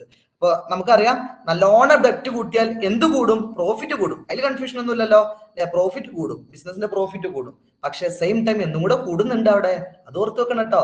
Financial റിസ്ക്കും കൂടെ കൂടുന്നുണ്ട്. കാരണം എന്താ, നമ്മൾ ഡെപ്റ്റ് ലോൺ എടുത്തില്ലേ, അതിനൊക്കെ ഇൻട്രസ്റ്റ് കൊടുക്കണ്ടേ അല്ലെ. അപ്പൊ ബിസിനസിന്റെ ഡെപ്റ്റ് കൂടുന്നതിനനുസരിച്ച് ഒരു വർഷം വേറെ ഉണ്ട്, എന്ത്, അവിടെ റിസ്ക്കും കൂടെ കൂടുന്നുണ്ട് എന്നുള്ളതും കൂടെ ഓർത്തു വെക്കുക കേട്ടോ. ഓക്കെ, വീണ്ടും പറയാണ്, it influences the companies capital structure decision. കമ്പനിയുടെ ക്യാപിറ്റൽ സ്ട്രക്ചറിൽ, അഥവാ നമ്മൾ പറഞ്ഞു അല്ലെ, കൂടുതൽ എന്ത് യൂസ് ചെയ്യുക, ഇക്വിറ്റിയേക്കാൾ ഡെപ്റ്റ് യൂസ് ചെയ്യുക, അതാണ് ഫിനാൻഷ്യൽ ലിവറേജ് എന്ന് പറയുന്നത്. ഇനി അടുത്ത വർക്കിംഗ് ക്യാപിറ്റലുമായി ബന്ധപ്പെട്ട കുറച്ച് ചോദ്യങ്ങളാണ്. First, discuss the financing approaches to working capital management. Working capital മാനേജ്മെന്റുമായി ബന്ധപ്പെട്ട അപ്രോച്ചുകൾ, ഫിനാൻസിങ് അപ്രോച്ചുകൾ ഏതൊക്കെയാണ്? 3 അപ്രോച്ചുകളാണ് മെയിൻ ആയിട്ട് വരുന്നത്. ഒന്ന്, കൺസർവേറ്റീവ് അപ്രോച്ച്. ഇത് സിമ്പിൾ ആണ്. കൺസർവേറ്റീവ് എന്നാണ് നിങ്ങൾ ഓർത്ത് വെക്കുക. ഇവിടെ ലോങ് ടേം ഫണ്ടാണ് നമ്മൾ യൂസ് ചെയ്യുന്നത്. എന്തിന്? ഫിക്സഡ് അസറ്റിന്റെ കാര്യത്തിലും അതുപോലെ കറണ്ട് അസറ്റിന്റെ കാര്യത്തിലും ലോങ് ടേം ഫണ്ട് യൂസ്. എന്താ ലോങ് ടേം ഫണ്ട് പറഞ്ഞാൽ, നമ്മൾ നേരത്തെ പറഞ്ഞില്ലേ, ഇക്വിറ്റി, പ്രിഫറൻസ്, അതുപോലെ ലോണ്, ഡിബഞ്ചർ, ഇതൊക്കെയാണ് ലോങ് ടേം ഫണ്ട് അറിയുന്നത്. ഈ ലോങ് ടേം ഫണ്ടാണ് ഫിക്സഡ് അസറ്റിന്റെ കേസിലും യൂസ് ചെയ്യും, അതുപോലെ തന്നെ കറണ്ട് അസറ്റിനും യൂസ് ചെയ്യും. ഈ രണ്ടിനും ശ്രദ്ധിക്കുക, ഫിക്സഡ് അസറ്റ് ആവട്ടെ കറണ്ട് അസറ്റ് ആവട്ടെ, രണ്ടിനും ലോങ് ടേം ഫണ്ട്, അതൊന്ന് അണ്ടർലൈൻ ചെയ്ത് വെക്കുക കേട്ടോ. ഈ ലോങ് ടേം ഫണ്ട് യൂസ് ചെയ്യുന്നതിനെയാണ് കൺസർവേറ്റീവ് അപ്രോച്ച് എന്ന് പറയുന്നത്. ഇത് സേഫ് ആണ്, പക്ഷേ കോസ്റ്റ്ലി, ചെലവ് കൂടുതലാണ്. രണ്ടാമത്തെ അപ്രോച്ച് അഗ്രസീവ് അപ്രോച്ച് എന്ന് പറയും കേട്ടോ. എന്താ അതില്, നേരത്തെ നമ്മൾ ലോങ് ടേം അല്ലേ പറഞ്ഞ്, ഇവിടെ അതിന്റെ നേരെ ഓപ്പോസിറ്റ് ഷോർട്ട് ടേം ഫണ്ടാണ് യൂസ് ചെയ്യുന്നത്. ഷോർട്ട് ടേം ഫണ്ടാണ്, എന്തല്ല, ലോങ് ടേം ഫണ്ട് അല്ല, കൂടുതൽ ഷോർട്ട് ടേം ഫണ്ടാണ് യൂസ് ചെയ്യുന്നത്. അപ്പൊ ഇത് ചീപ്പറാണ്, അഥവാ റേറ്റ് കുറവാണ്, പക്ഷേ റിസ്ക് ഉള്ള കാര്യമാണ്. അപ്പൊ റിസ്ക് കൂടുതലാണെന്ന് അർത്ഥം കേട്ടോ. ഇനി അടുത്തത്, മൂന്നാമത്തത് മാച്ചിങ് അപ്രോച്ച്. അപ്പൊ ആദ്യം കൺസർവേറ്റീവ് പറഞ്ഞു, അവിടെ ലോങ് ടേം ആ യൂസ് ചെയ്യുന്നതെന്ന് പറഞ്ഞു അല്ലെ. പിന്നെ രണ്ട് അഗ്രസീവ് പറഞ്ഞു, അവിടെ ഷോർട്ട് ടേം ഫണ്ടാണ് യൂസ് ചെയ്യാന്ന് പറഞ്ഞു. ഇനി മാച്ചിങ്, അതിൽ തന്നെ ഉണ്ട് അല്ലെ, മാച്ച് ചെയ്യാന്ന് പറഞ്ഞാൽ എന്താ, രണ്ടും യൂസ് ചെയ്യാം. ഏതാ രണ്ടും എന്ന് പറഞ്ഞാൽ, uses long term fund for permanent working capital. Permanent working ക്യാപിറ്റലിന് ലോങ് ടേം ഫണ്ട് യൂസ് ചെയ്യും. അതുപോലെ short term fund for temporary needs, താൽക്കാലികമായിട്ടുള്ള ആവശ്യങ്ങൾക്ക് വേണ്ടിയിട്ട് ഷോർട്ട് ടേം ഫണ്ടും. അപ്പൊ ചുരുക്കി പറഞ്ഞാൽ എന്താ, രണ്ടും മിക്സ് ആയിട്ട് യൂസ് ചെയ്യുക അല്ലെ. ലോങ് ടേം ഫണ്ടും അതുപോലെ തന്നെ ഷോർട്ട് ടേം ഫണ്ടും മിക്സ് ആയിട്ട് യൂസ് ചെയ്യുന്നതിനെയാണ് മാച്ചിങ് അപ്രോച്ച് എന്ന് പറയുന്നത്. അപ്പോ ഇങ്ങനെ യൂസ് ചെയ്തുള്ള മെച്ചം എന്താ, it balances cost and risk effectively. നമ്മുടെ കോസ്റ്റിനെയും റിസ്കിനെയും ഒരു ബാലൻസ് ചെയ്ത് കൃത്യമായിട്ട് മുന്നോട്ട് കൊണ്ടുപോകാൻ സഹായിക്കുന്നുണ്ട്. അടുത്തൊരു ചോദ്യം, distinguish between permanent working capital and temporary working capital. നമ്മൾ നേരത്തെ ആൻസറിൽ പറഞ്ഞിട്ടുണ്ടായിരുന്നു അല്ലെ, long term fund permanent working capital use ചെയ്യാം, short term fund temporary working capital use ചെയ്യാം. അപ്പൊ അടുത്ത ചോദ്യമാണ്, എന്താണ് ഈ പെർമനന്റ് വർക്കിംഗ് ക്യാപിറ്റൽ, എന്താണ് ടെമ്പററി വർക്കിംഗ് ക്യാപിറ്റൽ? ഒന്ന് മനസ്സിലാക്കിയേ. പെർമനന്റ് വർക്കിംഗ് ക്യാപിറ്റൽ എന്ന് പറയുന്നത് minimum level of current asset needed at a time. ഒരു സമയത്ത് ബിസിനസിന് ആവശ്യമായിട്ടുള്ള കറണ്ട് അസറ്റുകൾ, മിനിമം കറണ്ട് അസറ്റുകളെയാണ് പെർമനന്റ് അഥവാ സ്ഥിരമായിട്ടുള്ള എന്നർത്ഥമാണ് കേട്ടോ വർക്കിംഗ് ക്യാപിറ്റൽ എന്ന് പറയുന്നത്. പെർമനന്റ് വർക്കിംഗ് ക്യാപിറ്റൽ എന്ന് എന്താണ്, minimum level of current asset needed at all time. എല്ലാ സമയത്തും ബിസിനസ്സിൽ കീപ്പ് ചെയ്യേണ്ട അല്ലെങ്കിൽ ബിസിനസ്സിൽ ഉണ്ടായിരിക്കേണ്ട വർക്കിംഗ് ക്യാപിറ്റലിനെയാണ് പെർമനന്റ് വർക്കിംഗ് ക്യാപിറ്റൽ എന്ന് പറയുക കേട്ടോ. It does not change in business activity. ബിസിനസ്സിൽ എന്ത് പ്രൊഡക്ഷൻ നടന്നാലും ഇല്ലെങ്കിലും അല്ലെ, ബിസിനസ്സിൽ എന്ത് ആക്ടിവിറ്റി നടന്നാലും എവിടെ മാറ്റം ഉണ്ടാവില്ല, പെർമനന്റ് വർക്കിംഗ് ക്യാപിറ്റലിൽ ഒരു മാറ്റം ഉണ്ടാവില്ല. എന്നാൽ എന്താണ് ടെമ്പററി വർക്കിംഗ് ക്യാപിറ്റൽ? നോക്കിയേ, ഈ ടെമ്പററി വർക്കിംഗ് ക്യാപിറ്റൽ ആ വാക്ക് തന്നെ ഉണ്ട് അല്ലെ, താൽക്കാലികം എന്നാണ്. അഥവാ changes with season or demand. ഡിമാൻഡിനനുസരിച്ച്, സീസൺ അനുസരിച്ച് അതിൽ മാറ്റം വന്നുകൊണ്ടിരിക്കും. ഓക്കെ, അപ്പൊ അങ്ങനെ മാറ്റം വരുന്നതിനെയാണ് ടെമ്പററി വർക്കിംഗ് ക്യാപിറ്റൽ എന്ന് പറയുന്നത് കേട്ടോ. നന്നായിട്ടൊന്ന് മനസ്സിലാക്കി വെക്കുക. ഓക്കെ, ഞാൻ ഡീറ്റെയിൽ ആയിട്ട് പറയുന്നില്ല, അതിന്റെ വിശദീകരണം നിങ്ങളൊന്ന് വായിച്ചു നോക്കണം കേട്ടോ. അടുത്തത്, explain the motifs of holding cash. എന്തിനു വേണ്ടിയിട്ടാണ് നമ്മൾ ക്യാഷ് സൂക്ഷിച്ചു വെക്കുന്നത്? ഇതിപ്പോ നമ്മൾ ബിസിനസ്സിലാണ് പറയുന്നത്, ഇത് നമ്മളെ സ്വന്തം പേഴ്സണൽ ലൈഫിലേക്കും കൂടെ അറ്റാച്ച് ചെയ്ത് പറയാൻ പറ്റും കേട്ടോ. അപ്പൊ നമ്മളൊക്കെ പൈസ സൂക്ഷിക്കുന്നത് എന്തിനാ? ഒന്ന് ട്രാൻസാക്ഷൻ മോട്ടീവ്. എന്താ ട്രാൻസാക്ഷൻ എന്ന് പറഞ്ഞാൽ നമ്മുടെ ഡേ ടു ഡേ ആവശ്യങ്ങൾക്ക് വേണ്ടിയിട്ട്. അപ്പൊ നമ്മളിത് ബിസിനസ് കോൺസെപ്റ്റിൽ പറയണം, ഡെയിലി ബിസിനസ് പേയ്മെന്റ്, ബിസിനസിന്റെ ഡെയിലി വരുന്ന ആവശ്യങ്ങൾ അല്ലെ. ഒരു ഉദാഹരണം, വേജ് കൊടുക്കുക, സാലറി കൊടുക്കുക, കമ്മീഷൻ കൊടുക്കുക, റെന്റ് കൊടുക്കുക, അങ്ങനെ ഡേ ടു ഡേ ആവശ്യങ്ങൾക്ക് വേണ്ടിയിട്ട് യൂസ് ചെയ്യുന്നതിനെയാണ് ട്രാൻസാക്ഷൻ മോട്ടീവ് എന്ന് പറയുന്നത്. നമ്മൾ എന്താ പറയുന്നത്? എന്തിനു വേണ്ടിയിട്ടാണ് നമ്മൾ ക്യാഷ് ഫണ്ട് സൂക്ഷിച്ചു വെക്കുന്നത്? ഒന്ന് transaction motive, day to day ആക്ടിവിറ്റീസിന് വേണ്ടിയിട്ട്. രണ്ട് പ്രിക്കോഷണറി മോട്ടീവ്, അതായത് നമ്മൾ റിസർവ് ആയിട്ട് കുറച്ച് പൈസ എടുത്തേക്കും. എന്തിന്? ഫോർ അൺഎക്സ്പെക്റ്റഡ് അല്ലെങ്കിൽ എമർജൻസീസ്. എന്തെങ്കിലും അൺഎക്സ്പെക്റ്റഡ് കാര്യങ്ങൾ വന്നാൽ, എന്തെങ്കിലും എമർജൻസീസ് വന്നാൽ, അല്ലെ, ഇപ്പൊ നമ്മളൊക്കെ ചെയ്യാറുണ്ട്, എന്തെങ്കിലും ആക്സിഡന്റുകളോ മറ്റോ ഹോസ്പിറ്റൽ കേസൊക്കെ വന്നാൽ, അല്ലെ, അത്തരത്തിൽ എന്തെങ്കിലും ഇഷ്യൂസ്, അൺഎക്സ്പെക്റ്റഡ് ആയിട്ടുള്ള എന്തെങ്കിലും ഇഷ്യൂസ് കമ്പനിയിൽ വന്നാൽ അവിടെ എടുത്ത് യൂസ് ചെയ്യാൻ വേണ്ടിയിട്ട് നമ്മൾ മാറ്റി വെക്കുന്ന പൈസക്കാണ് പ്രിക്കോഷണറി മോട്ടീവ് എന്ന് പറയുന്നത്. മൂന്നാമത്തത് സ്പെക്കുലേറ്റീവ് മോട്ടീവ്. സ്പെക്കുലേറ്റീവ് എന്ന് പറഞ്ഞാൽ എന്താ അറിയോ? നോക്കിയേ, നമുക്ക് എന്തെങ്കിലും ഓപ്പർച്യൂണിറ്റി വരികയാണെങ്കിൽ, എങ്ങനത്തെ ഓപ്പർച്യൂണിറ്റി? സഡൻ ഓപ്പർച്യൂണിറ്റി, പെട്ടെന്ന് എന്തെങ്കിലും ഓപ്പർച്യൂണിറ്റി വരികയാണെങ്കിൽ എടുത്ത് യൂസ് ചെയ്യാൻ വേണ്ടിയിട്ട് നമ്മൾ മാറ്റി വെക്കുന്നതാണ് സ്പെക്കുലേറ്റീവ് മോഡ്. സ്പെക്കുലേഷൻ എന്നതിന്റെ അർത്ഥം എന്താ?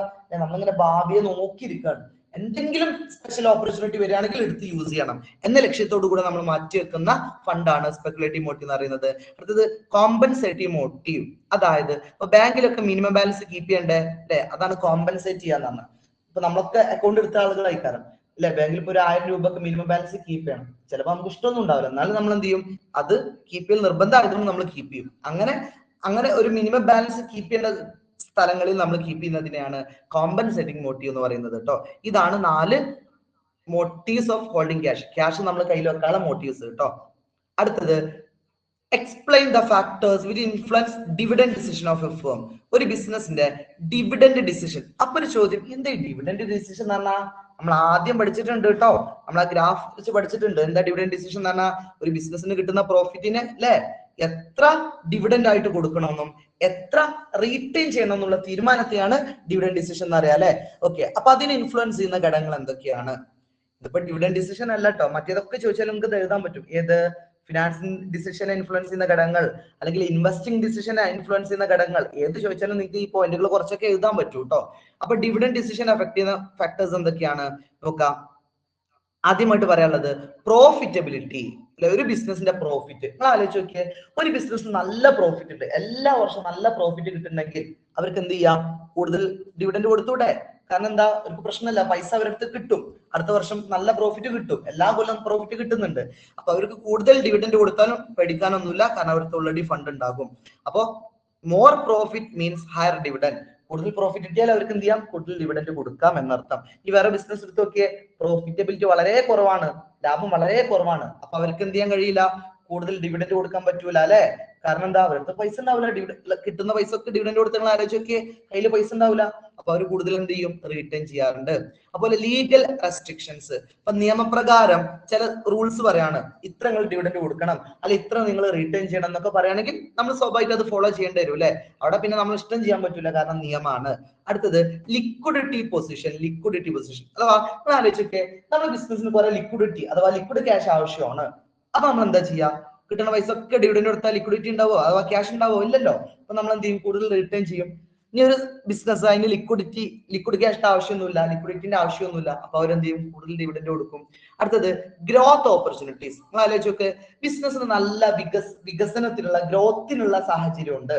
അപ്പൊ ആ ബിസിനസ് എന്താ ചെയ്യുക? ഡിവിഡൻഡ് കൊടുക്കാണോ റീറ്റേൺ ചെയ്യണോ? ഒന്ന് ആലോചിച്ച് നോക്കിയേ, അല്ലെ. ഗ്രോത്ത് ഓപ്പർച്യൂണിറ്റി ഉണ്ടെങ്കിൽ അഥവാ ബിസിനസിന് വളരാൻ സാഹചര്യം ഉണ്ടെങ്കിൽ ഒരിക്കലും അവരെന്ത് ചെയ്യൂല? ഡിവിഡൻഡ് കൊടുക്കൂല. നമ്മളടുത്ത് പൈസ വേണ്ടേ? ഇപ്പൊ ഗ്രോത്തിന് പുതിയ മെഷീനറി വാങ്ങേണ്ടി വരും, ബിൽഡിംഗ് വാങ്ങേണ്ടി വരും, അല്ലെ, പ്രൊഡക്റ്റുകൾ കൂടുതൽ ഇൻട്രൊഡ്യൂസ് ചെയ്യേണ്ടി വരും. അതൊക്കെ അല്ലേ ഗ്രോത്ത് എന്ന് പറയുന്നത്. അപ്പൊ നമ്മളടുത്ത് കൂടുതൽ ഫണ്ട് വേണ്ടേ? ഫണ്ട് വേണമെങ്കിൽ നമ്മൾ എന്ത് ചെയ്യേണ്ടി വരും? മോർ റീറ്റെയിൻ ചെയ്യേണ്ടി വരും, കൂടുതൽ എമൗണ്ട് റീറ്റെയിൻ ചെയ്യേണ്ടി വരും, ഡിവിഡൻഡ് കുറക്കും വേണ്ടി വരും, അല്ലെ. ഇനി ഒരു ബിസിനസിന് ഒരു ഗ്രോത്ത് ഓപ്പർച്യൂണിറ്റി ഇല്ലാന്ന് വെച്ചോളി, അത് മാക്സിമം ടോപ്പിലാണ്, ഇനി ഗ്രോത്ത് ഓപ്പർച്യൂണിറ്റിയേ അല്ല, പിന്നെ ഇപ്പൊ എന്തിനാ അവിടെ വെറുതെ പൈസ എടുത്തിക്കുന്നത്? അവർക്ക് കിട്ടുന്ന പൈസ ഒക്കെ എന്ത് ചെയ്യാം? ഡിവിഡൻഡ് ആയിട്ട് കൊടുക്കാം, അല്ലെ. അവർ റീറ്റെയിൻ ചെയ്യേണ്ട ആവശ്യം വരുന്നില്ല. അപ്പൊ ഗ്രോത്ത് ഓപ്പർച്യൂണിറ്റി ഉണ്ടെങ്കിൽ അവരെന്ത് ചെയ്യണം? കൂടുതൽ റീറ്റെയിൻ ചെയ്യണം. ഗ്രോത്ത് ഓപ്പർച്യൂണിറ്റി ഇല്ലെങ്കിൽ അവരെന്ത് ചെയ്യണം? കൂടുതൽ ഡിവിഡൻഡ് കൊടുക്കും വേണം. ഒക്കെ നോട്ട് ചെയ്ത് വെക്കണം കേട്ടോ, നല്ല ഐഡിയ കിട്ടുള്ളൂ. അടുത്തത് സ്റ്റെബിലിറ്റി ഓഫ് ഏണിംഗ്. ഒരു ബിസിനസിന് കിട്ടുന്ന ഏണിങ്സ് നിങ്ങൾ ആലോചിച്ച് നോക്കിയേ, ഒരു ബിസിനസിന് എല്ലാ വർഷവും കൃത്യമായിട്ട് ഒരു ഏണിംഗ് കിട്ടുന്നുണ്ടെന്ന് വെച്ചോളൂ. എല്ലാ വർഷവും എങ്ങനെ വന്നാലും ഒരു ഏണിംഗ് കിട്ടും, കൃത്യമായിട്ട് ഒരു ഏണിംഗ് കിട്ടും. അങ്ങനെ ഒരു ബിസിനസ്സിന് ഉറപ്പുണ്ടെങ്കിൽ അവർക്ക് എന്ത് ചെയ്യാം, കിട്ടുന്ന പൈസ ഒക്കെ അല്ലെങ്കിൽ കിട്ടുന്നതിൽ കുറെ എമൗണ്ട് ഡിവിഡൻഡ് ആയിട്ട് കൊടുക്കാം. കാരണം എന്താ, അവർക്ക് പൈസ ഉണ്ടാവില്ലേ എന്നുള്ള പേടി വരൂല അല്ലെ. കാരണം എന്താ, എല്ലാ കൊല്ലം കറക്റ്റ് ഏണിംഗ് കിട്ടുന്നുണ്ടല്ലോ. ഈ സപ്പോസ് ഒരു ബിസിനസ് അതിനിങ്ങനെ ഏണിംഗ് ഒന്നും ഉറപ്പിച്ച് പറയാൻ പറ്റില്ല. ഒരു വർഷം നല്ല ഏണിംഗ് ഉണ്ടാവും, അടുത്ത വർഷം ചിലപ്പോൾ ഒന്നും കിട്ടൂല. അങ്ങനത്തെ ഒരു ബിസിനസ് ആണെങ്കിൽ അവർക്ക് ഏറ്റവും നല്ല എന്താ, റീറ്റെയിൻ ചെയ്യലാണ് അല്ലെ, കൂടുതൽ റീറ്റെയിൻ ചെയ്യലാണ്. കാരണം അവർ കിട്ടുന്ന പൈസ ഒക്കെ നിങ്ങൾ ആലോചിച്ചൊക്കെ ഡിവിഡൻഡ് കൊടുത്ത് എന്താ ഉണ്ടാവുക, അടുത്ത വർഷം ഏണിംഗ് കിട്ടിയില്ലെങ്കിലോ അല്ലെ, പ്രോഫിറ്റ് കിട്ടിയില്ലെങ്കിലോ കമ്പനി ആകെ പണി കിട്ടൂ അല്ലെ. ഓക്കെ, അപ്പൊ സ്റ്റേബിൾ ഏണിംഗ് ഉണ്ടെങ്കിൽ അവർക്ക് ഏറ്റവും ബെറ്റർ എന്താണ്, കൂടുതൽ ഡിവിഡൻഡ് കൊടുക്കലാണ്. അങ്ങനെ സ്റ്റേബിൾ ഏണിംഗ് ഇല്ലെങ്കിലോ അവർ കൂടുതൽ റീറ്റെയിൻ ചെയ്യണം. അടുത്തത് ഷെയർ ഹോൾഡേഴ്സ് എക്സ്പെക്ടേഷൻ. ഓക്കെ, അപ്പൊ ഷെയർ ഹോൾഡേഴ്സ് വിചാരിക്കാണ് ഞങ്ങൾക്ക് നല്ല ഏണിംഗ് കിട്ടണം എന്നാണ് ഷെയർ ഹോൾഡേഴ്സ് എക്സ്പെക്ട് ചെയ്യുന്നെങ്കിൽ സ്വാഭാവികമായിട്ടും ഡിവിഡൻഡ് കൂടുതൽ കൊടുക്കേണ്ടി വരും അല്ലെ. കാരണം അവരെ പൈസ അല്ലേ ഇതൊക്കെ ചെയ്യുന്നത്. ഇനി ഷെയർ ഹോൾഡേഴ്സിന് വേണ്ട, ഞങ്ങൾക്ക് അങ്ങനെ ഡിവിഡൻഡ് ഒന്നും കിട്ടണ്ടെന്ന് ആഗ്രഹമാണെങ്കിൽ നമുക്ക് കൂടുതൽ റീറ്റെയിൻ ചെയ്യാം. ഓക്കെ, അപ്പൊ ചുരുക്കി പറഞ്ഞാൽ ഈ റീറ്റെയിൻ ചെയ്യുന്നതും അതുപോലെ തന്നെ ഡിവിഡൻഡ് കൊടുക്കുന്നതുമായി ബന്ധപ്പെട്ട അതിനൊക്കെ അഫക്ട് ചെയ്യുന്ന ഘടകങ്ങളാണ് ഒന്ന് മനസ്സിലാക്കി വെക്കുക കേട്ടോ. അടുത്ത ചോദ്യം, what are the objectives of inventory control? എന്തിനാണ് നമ്മൾ ഇൻവെന്ററി എന്താ, സ്റ്റോക്ക് അല്ലെ, സ്റ്റോക്കിനെ കൃത്യമായിട്ട് മാനേജ് ചെയ്യുന്നത്, കൃത്യമായിട്ട് കൺട്രോൾ ചെയ്യുന്നത്, അതിന്റെ ആവശ്യകത എന്താണ് നോക്കാം. Inventory control ensures right quantity of material at right time. നമ്മുടെ യഥാർത്ഥ സമയത്ത് യഥാർത്ഥ ക്വാണ്ടിറ്റി ഓഫ് മെറ്റീരിയൽസ് നമുക്ക് എത്തിച്ചേരും. ഇൻവെന്ററി കൃത്യമായിട്ട് മാനേജ് ചെയ്താലേ, ഇൻവെന്ററി കൃത്യമായിട്ട് കൺട്രോൾ ചെയ്താലേ ആവശ്യമുള്ള സമയത്ത് ആവശ്യമുള്ള മെറ്റീരിയൽസ് നമുക്ക് എത്താൻ പറ്റുള്ളൂ അല്ലെ, മെറ്റീരിയലുകളിലേക്ക് എത്തിച്ചേരാൻ പറ്റുള്ളൂ. അടുത്തത്, it avoid both over stocking and stock out. ഈ രണ്ട് ടേമും നോട്ട് ചെയ്ത് വെക്കുക കേട്ടോ. ഇത് ഓവർ സ്റ്റോക്കിംഗ് എന്ന് പറഞ്ഞാൽ സ്റ്റോക്ക് കൂടുക. എന്ത് സ്റ്റോക്ക് കൂടിയാല പ്രശ്നം? സ്റ്റോക്ക് കൂടിയാൽ നമുക്കറിയാം അത് സൂക്ഷിച്ചു വെക്കേണ്ടി വരും, അതിന് എക്സ്ട്രാ ചെലവ് വേണ്ടി വരും, ചിലപ്പോൾ എക്സ്ട്രാ ഗോഡൌൺ ഉണ്ടാക്കേണ്ടി വരും അല്ലെ, അല്ലെങ്കിൽ അത് നോക്കാൻ വേണ്ടിയിട്ട് ആളുകൾക്ക് എക്സ്ട്രാ ചെലവ് കൊടുക്കേണ്ടി വരും. ചിലപ്പോൾ സ്റ്റോക്ക് കൂടി കഴിഞ്ഞാൽ അത് നശിച്ചു പോകാനുള്ള സാധ്യത ഉണ്ട്, അല്ലെങ്കിൽ മോഷണം പോകാനുള്ള സാധ്യത ഉണ്ട്. അപ്പൊ ഓവർ സ്റ്റോക്ക് എന്നുള്ളത് ഒരു പ്രശ്നമാണ്. അതേപോലെ തന്നെ എന്താണ് സ്റ്റോക്ക് ഔട്ട് അല്ലെങ്കിൽ അണ്ടർ സ്റ്റോക്ക് എന്ന് പറയും. സ്റ്റോക്ക് കുറയാ, അതും പ്രശ്നമല്ലേ. സ്റ്റോക്ക് കുറഞ്ഞാൽ എന്താ കുഴപ്പം? നമ്മുടെ ബിസിനസിന് പ്രൊഡക്ഷൻ നടക്കൂല അല്ലെ, ബിസിനസിന് പ്രോഫിറ്റ് ഉണ്ടാവില്ല. അപ്പൊ ഓവർ സ്റ്റോക്കിങ്ങും പ്രശ്നമാണ്, സ്റ്റോക്ക് ഔട്ടും പ്രശ്നമാണ്. അപ്പൊ അത് രണ്ടും ഇല്ലാണ്ട് ഒരു ബാലൻസ് ചെയ്ത് കൊണ്ടുപോകാൻ ഇൻവെന്ററി കൺട്രോൾ നമ്മളെ സഹായിക്കുന്നുണ്ട്. അതുപോലെ തന്നെ it main aim to reduce holding cost. Holding എന്ന് പറഞ്ഞാൽ ബിസിനസ് സ്റ്റോക്ക് കീപ്പ് ചെയ്ത് വെക്കാനുള്ള ചെലവ് അല്ലെ, അത് കുറക്കാൻ വേണ്ടിയിട്ട് സഹായിക്കുന്നുണ്ട്. അതുപോലെ തന്നെ സ്മൂത്ത് പ്രൊഡക്ഷൻ ആൻഡ് സെയിൽസ്, ബിസിനസിന്റെ ഏറ്റവും സ്മൂത്ത് ആയ രൂപത്തിൽ പ്രൊഡക്ഷനും സെയിൽസ് ഒക്കെ നടത്താൻ നമ്മളെ ഹെൽപ്പ് ചെയ്യുന്നുണ്ട്. Then it improve working capital efficiency. Working capital efficiency കൂട്ടാൻ വേണ്ടി സഹായിക്കുന്നുണ്ട്. അതുപോലെ തന്നെ tension material are available when നമുക്ക് എപ്പോഴാണോ മെറ്റീരിയൽസ് അഥവാ റോ മെറ്റീരിയൽസ് ആവശ്യമുള്ളത് ആ സമയത്ത് തന്നെ നമുക്ക് എത്തിച്ചേരാൻ സ്റ്റോക്ക് കൺട്രോൾ അല്ലെങ്കിൽ ഇൻവെന്ററി കൺട്രോൾ നമ്മളെ സഹായിക്കുന്നുണ്ട്. അതുപോലെ തന്നെ റെഡ്യൂസസ് വേസ്റ്റ് ആൻഡ് തെഫ്റ്റ്. നമ്മൾ പറഞ്ഞു അല്ലെ, തെഫ്റ്റ് എന്ന മോഷണം പോവുക, അതുപോലെ വേസ്റ്റ് ആയി പോവുക, അതൊക്കെ കുറക്കാൻ വേണ്ടിയിട്ട് ഇൻവെന്ററി കൺട്രോൾ നമ്മളെ ഹെൽപ്പ് ചെയ്യുന്നുണ്ട് കേട്ടോ. ഓക്കെ, ഇനി അടുത്തൊരു സെഷനായിട്ട് 10 മാർക്കിന്റെ ചോദ്യങ്ങളാണ്. അതൊന്ന് ഓടിച്ചു പറയാൻ എല്ലാവരും ശ്രദ്ധിക്കട്ടോ. 5 മാർക്കിനേക്കാൾ കൂടുതൽ നിങ്ങൾ എഴുതണം. ഇപ്പൊ 10 മാർക്കിന്റെ ക്വസ്റ്റ്യൻ ഒക്കെ തിയറി ചോദിക്കുമ്പോൾ ഒരു മിനിമം 2 പേജെങ്കിലും എഴുതാൻ വേണ്ടി ശ്രദ്ധിക്കട്ടോ. 2 പേജ് പറഞ്ഞാൽ എന്താ, ഒരു ഷീറ്റിന്റെ 2 പുറവും കംപ്ലീറ്റ് എഴുതാൻ വേണ്ടിയിട്ട് ശ്രദ്ധിക്കുക കേട്ടോ. നോക്കാം 10 മാർക്ക് ക്വസ്റ്റ്യൻസ്. ഫസ്റ്റ്, എന്താണ് FM financial management? Discuss scope, importance of FM. അപ്പൊ FM എന്താ ഓൾറെഡി നമ്മൾ പഠിച്ചു അല്ലെ, ഒരു കോഡ് പഠിച്ച് ഓർക്കുന്നുണ്ടോ? പോഡിക്കോ അല്ലെ, പ്ലാനിങ്, ഓർഗനൈസിങ്. ഇതാണ് ഫിനാൻഷ്യൽ മാനേജ്മെന്റ്. ഇത് ഓൾറെഡി നമ്മൾ പഠിച്ചതാണ്. ഇനി അതിന്റെ സ്കോപ്പ് എന്ന് പറയുന്നത് 3 കാര്യങ്ങളാണ് അല്ലെ, ഓർമ്മണ്ടല്ലോ. Investment decision, financial decision, dividend decision. Already discuss ചെയ്തതാണ്, അതുകൊണ്ട് ഞാൻ വീണ്ടും റിപ്പീറ്റ് ചെയ്യുന്നില്ല. അടുത്ത ചോദ്യം, എന്താണ് ഫിനാൻഷ്യൽ മാനേജ്മെന്റ് ഒബ്ജക്റ്റീവ്സ്? നോട്ട് ചെയ്ത് വെക്കട്ടെ, ചിലപ്പോൾ 5 മാർക്കിന് ചോദിക്കാൻ സാധ്യത ഉണ്ട്. FMന്റെ ഒബ്ജക്റ്റീവ്സ് എന്താ? 2 ഒബ്ജക്റ്റീവ് ആണ്. ഒന്ന് വെൽത്ത് മാക്സിമൈസേഷനും 2 പ്രോഫിറ്റ് മാക്സിമൈസേഷനും. എന്താ വെൽത്ത് മാക്സിമൈസേഷൻ എന്ന് പറഞ്ഞാൽ നോക്കിയേ, ഷെയർ ഹോൾഡേഴ്സിന്റെ വാല്യൂ കൂടുന്നതിനെയാണ്. നോക്കാം, increase the value of the company for its share holders. Share ഹോൾഡേഴ്സിന്റെ വാല്യൂ, ഷെയറിന്റെ മൂല്യം കൂടുന്നതിനെയാണ് വെൽത്ത് മാക്സിമൈസേഷൻ എന്ന് പറയുന്നത്. ഒരു ഉദാഹരണം പറയാം, MRFന്റെ ഷെയർ ഇഷ്യൂ ചെയ്യുന്ന സമയത്ത് ഏകദേശം 100 രൂപയായിരുന്നു അതിന്റെ റേറ്റ് കേട്ടോ. നിങ്ങൾ ഒന്ന് സെർച്ച് ചെയ്ത് നോക്കുക, MRFന്റെ ഷെയറിന് എത്ര റേറ്റ് അറിയാം? ഏകദേശം 65,000 രൂപ ഉണ്ട്. ആലോചിച്ച് 100 രൂപയുടെ സാധനമാണ് 65,000 ആയിട്ട് കൂടിയത്. ഇതാണ് വെൽത്ത് മാക്സിമൈസേഷൻ എന്ന്. അഥവാ ഷെയർ ഹോൾഡേഴ്സിന്റെ ഷെയറിന്റെ മൂല്യം കൂടുക, ഷെയറിന്റെ വാല്യൂ കൂടുന്നതിനെയാണ് വെൽത്ത് മാക്സിമൈസേഷൻ എന്ന് പറയുന്നത്. പിന്നെ നിങ്ങൾക്കറിയാം, രണ്ടാമത്തെ പ്രോഫിറ്റ് മാക്സിമൈസേഷൻ അല്ലെ, അഥവാ ബിസിനസിന്റെ പ്രോഫിറ്റ് കൂടുക. എന്തിനാ പ്രോഫിറ്റ് കൂടുന്നത്? അതുവഴി നമുക്ക് എന്ത് ചെയ്യാം, സർവൈവൽ ആൻഡ് ഗ്രോത്ത്, ബിസിനസിന് ഗ്രോത്തും അതുപോലെ വളർച്ചയൊക്കെ കൊണ്ടുവരാൻ വേണ്ടി പറ്റൂ കേട്ടോ. Then it ensures proper utilization of financial resources. അപ്പോ കൃത്യമായിട്ട് നമ്മൾ ഫിനാൻഷ്യൽ മാനേജ്മെന്റ് ചെയ്താൽ, ഫിനാൻസിനെ മാനേജ് ചെയ്താൽ നമുക്കറിയാം ഫിനാൻഷ്യൽ റിസോഴ്സസുകളെ ഏറ്റവും നന്നായിട്ട് നമുക്ക് യൂട്ടിലൈസ് ചെയ്യാൻ പറ്റും. ഒപ്റ്റിമം യൂട്ടിലൈസേഷനോ അങ്ങനെയൊക്കെ പറയാം, optimum utilization of financial resources. അടുത്തത് financial management helps to maintain balance between risk and return. അല്ലെ, ഒരു നാണയത്തിന്റെ ഇരുവശങ്ങളാണ്. ഒരു ഭാഗത്ത് റിസ്ക് ഉണ്ടാവും, മറുഭാഗത്ത് റിട്ടേൺ ഉണ്ടാവും. എത്രത്തോളം റിസ്ക് കൂടുന്നുവോ അത്രത്തോളം റിട്ടേണും കൂടും അല്ലെ. അതിന് കൃത്യമായിട്ട് ബാലൻസ് ചെയ്യാൻ ഫിനാൻഷ്യൽ മാനേജ്മെന്റ് നമ്മളെ ഹെൽപ്പ് ചെയ്യുന്നുണ്ട്. അടുത്തത് ഇറ്റ് എൻഷുർസ് എനഫ് ലിക്വിഡിറ്റി കീപ്പ് ചെയ്യാൻ വേണ്ടി അല്ലെ. ബിസിനസ്സിൽ എപ്പോഴും ആവശ്യമുള്ള ഒരു ഫണ്ട് ഉണ്ടല്ലോ, അതാണ് ലിക്വിഡിറ്റി എന്ന് പറയുന്നത്. അത് കീപ്പ് ചെയ്യാൻ വേണ്ടിയിട്ട് നമ്മൾ സഹായിക്കുന്നുണ്ട്. എന്തിനാ ലിക്വിഡിറ്റി? ഷോർട്ട് ടേം നീഡ്സ്, ബിസിനസിന്റെ ചെറിയ ആവശ്യങ്ങൾക്ക് വേണ്ടി, കുറഞ്ഞ ഷോർട്ട് ടേം പീരീഡിലുള്ള കുറഞ്ഞ കാലത്തേക്കുള്ള ആവശ്യങ്ങൾക്ക് വേണ്ടിയിട്ടുള്ള ലിക്വിഡിറ്റി ഫണ്ട് നമുക്ക് ഉറപ്പ് തരുന്നു. അതുപോലെ തന്നെ to focus on maintaining stable capital structure. Capital structure എന്താ നമുക്കറിയാലോ അല്ലെ. ക്യാപിറ്റലിൽ എത്ര ഇക്വിറ്റി വേണം, എത്ര ഡെപ്റ്റ് വേണം എന്ന തീരുമാനമാണ് ക്യാപിറ്റൽ സ്ട്രക്ചർ. ചിലപ്പോൾ ഇത് 2 മാർക്ക് ചോദിക്കാൻ സാധ്യത ഉണ്ട് കേട്ടോ. ഡിഫൈൻ ക്യാപിറ്റൽ സ്ട്രക്ചർ എന്ന് പറയുന്നത് നമ്മൾ ആദ്യം പഠിച്ചില്ലേ, ഫിനാൻസിങ് ഡിസിഷൻ പഠിച്ചില്ലേ, അതന്നെയാണ് ഈ ക്യാപിറ്റൽ സ്ട്രക്ചർ എന്ന് പറയുന്നത്. അഥവാ നമ്മുടെ ക്യാപിറ്റലിൽ എത്ര ഡെപ്റ്റ് വേണമെന്നും എത്ര ഇക്വിറ്റി വേണമെന്നുള്ള തീരുമാനമാണ് ക്യാപിറ്റൽ സ്ട്രക്ചർ. അപ്പോൾ ഒരു സ്റ്റേബിൾ ക്യാപിറ്റൽ സ്ട്രക്ചർ കൊണ്ടടക്കാൻ നമ്മളെ സഹായിക്കുന്നുണ്ട്. അതുപോലെ financial management also aims to ensuring regular and fair return to share holders. Share ഹോൾഡേഴ്സിന് കൃത്യമായിട്ട് റിട്ടേൺ കിട്ടാൻ വേണ്ടിയിട്ട് ഇത് ഹെൽപ്പ് ചെയ്യുന്നുണ്ട്. അതുപോലെ ലോങ് ടേം സസ്റ്റൈനബിലിറ്റി ഓഫ് ഒരു ഫേമിന്റെ ദീർഘകാലത്തേക്കുള്ള നിലനിൽപ്പിന് സഹായിക്കുന്നുണ്ട്. Then it support sound financial planning and control. Financial പ്ലാനിങ്ങിനും കൺട്രോളിങ്ങിനും ഹെൽപ്പ് ചെയ്യുന്നുണ്ട്. ഓക്കെ, അപ്പൊ ഇതാണ് ഫിനാൻഷ്യൽ മാനേജ്മെന്റ് ഒബ്ജക്റ്റീവ്സ്. അടുത്തൊരു ചോദ്യം, discuss important executive financial decision. ഇത് ഞാൻ പറയൂല കേട്ടോ. ഏതൊക്കെയാണ് ഫിനാൻഷ്യൽ ഡിസിഷൻസ് അറിയാലോ? 1 investment decision, 2 financing decision, 3 dividend decision അല്ലെ. നമ്മൾ ആദ്യം പഠിച്ചിട്ടുള്ള ആ ഒരു ഫോം ഉണ്ടല്ലോ അല്ലെ, അത് എത്ര സ്ഥലങ്ങളിൽ നമുക്ക് ഉപയോഗിക്കാൻ പറ്റും എന്നുള്ളത് മനസ്സിലാക്കുക കേട്ടോ. ഓക്കെ, ഇതാ വീണ്ടും ഞാൻ നേരത്തെ പറഞ്ഞത് വീണ്ടും ചോദിക്കാണ്, എന്താണ് ക്യാപിറ്റൽ സ്ട്രക്ചർ? എന്താണ് ക്യാപിറ്റൽ സ്ട്രക്ചർ നോക്കാം.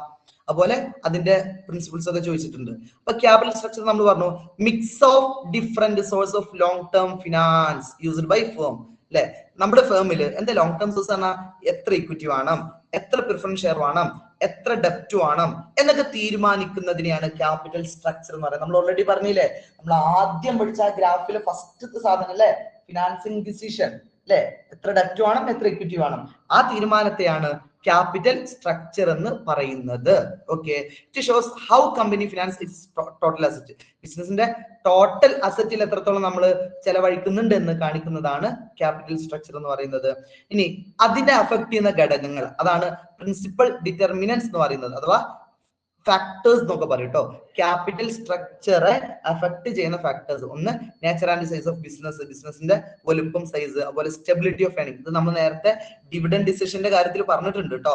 പിന്നെ കോസ്റ്റ് ഓഫ് ക്യാപിറ്റൽ, നമ്മൾ ബിസിനസിന്റെ ഒരു ക്യാപിറ്റൽ ഇൻട്രൊഡ്യൂസ് ചെയ്യുമ്പോൾ അതിന്റെ മുകളിൽ വരുന്ന കോസ്റ്റ്, അതുപോലെ ബിസിനസിലെ റിസ്ക്, പിന്നെ കൺട്രോള്, അതുപോലെ flexibility and growth opportunity, market condition, ഇതൊക്കെ നോക്കിയിട്ടാണ് എത്ര ഡെപ്റ്റ് വേണമെന്നും എത്ര ഇക്വിറ്റി വേണമെന്നും നമ്മൾ തീരുമാനിക്കുന്നത്. ഈ കൂട്ടത്തിൽ പറയാണ് ക്യാപിറ്റൽ സ്ട്രക്ചർ തിയറീസ് കേട്ടോ. അത് മാത്രമായിട്ട് ചിലപ്പോൾ ചോദിക്കാൻ സാധ്യത ഉണ്ട്. അതിൽ പ്രത്യേകിച്ച് ഈ MM theory, Modigliani and Miller theory, MM theory എന്നുള്ളത് ഒന്നുകൂടെ നോട്ട് ചെയ്ത് വെക്കണം കേട്ടോ.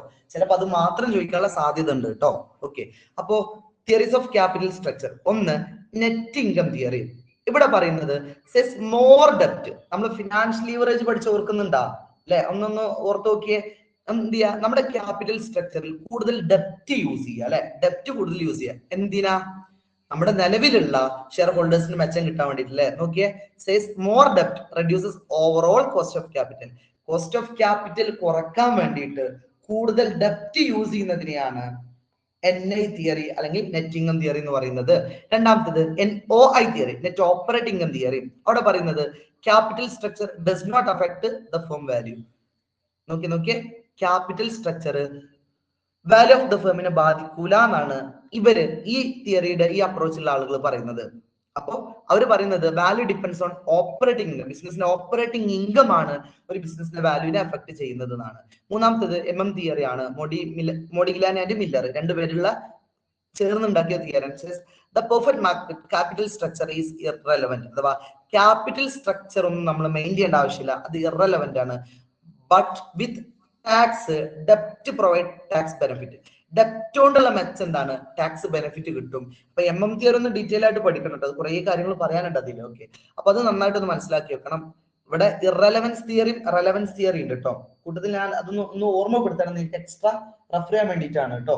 അത് ഞാൻ വേണമെങ്കിൽ അതൊരു സെപ്പറേറ്റ് സെഷൻ ആയിട്ട് എടുക്കണമെങ്കിൽ നിങ്ങൾ ജസ്റ്റ് ഒന്ന് കമന്റ് ചെയ്യുക. അങ്ങനെയാണെങ്കിൽ ആ തിയറീസ് മാത്രം ഞാൻ വേറെ ഒന്ന് പറഞ്ഞുതരാം കേട്ടോ. അതിൽ ഒരു ഗോർഡൻ അപ്രോച്ച് ഉണ്ട്, അതുപോലെ തന്നെ എം തിയറി ഉണ്ട്, മൊഡിഗ്ലാനി മില്ലർ തിയറി ഉണ്ട്, അതുപോലെ വാൾട്ടർ മോഡൽ ഉണ്ട്. അങ്ങനെ 3 അപ്രോച്ച് ഉണ്ട് കേട്ടോ. അത് വെരി ഇമ്പോർട്ടന്റ് ആയിട്ടുള്ള കാര്യമാണ്. ഞാൻ ഇപ്പൊ ഇതിലത് ഇൻക്ലൂഡഡ് ആക്കിയിട്ടില്ല, വേണമെങ്കിൽ നിങ്ങളൊന്ന് ജസ്റ്റ് കമന്റ് ചെയ്താൽ പറയാം കേട്ടോ. അടുത്തത് ട്രഡീഷണൽ തിയറി. ട്രഡീഷണൽ തിയറി പറഞ്ഞാൽ എന്താ? says that an optimum capital structure that balance debt and equity. ഒരു ബിസിനസ്സിൽ എന്ത് ചെയ്യണം? ഡെപ്റ്റ് ഇക്വിറ്റി ബാലൻസ് ചെയ്ത് കൊണ്ടുപോകണം, എന്നാലാണ് ബിസിനസ്സിന് മെച്ചുണ്ടാവാന്നാണ് ട്രഡീഷണൽ തിയറി പറയുന്നത്. അടുത്തൊരു ചോദ്യമാണ്, ഡിസ്കസ് ഡയമെൻഷൻസ് ഓഫ് റെസിവബിൾസ് മാനേജ്മെന്റ്. റെസിവബിൾസ് മാനേജ്മെന്റിന്റെ, റെസിവബിൾസ് എന്ന് എന്താ? ബിസിനസ്സിലേക്ക് പണം കിട്ടാനുള്ളത്. അതിന് നമ്മൾ വേറെ പേര് പഠിച്ചിട്ടുണ്ടല്ലോ, എന്താണ്? ഡെപ്റ്റേഴ്സ് എന്ന് പറയില്ലേ?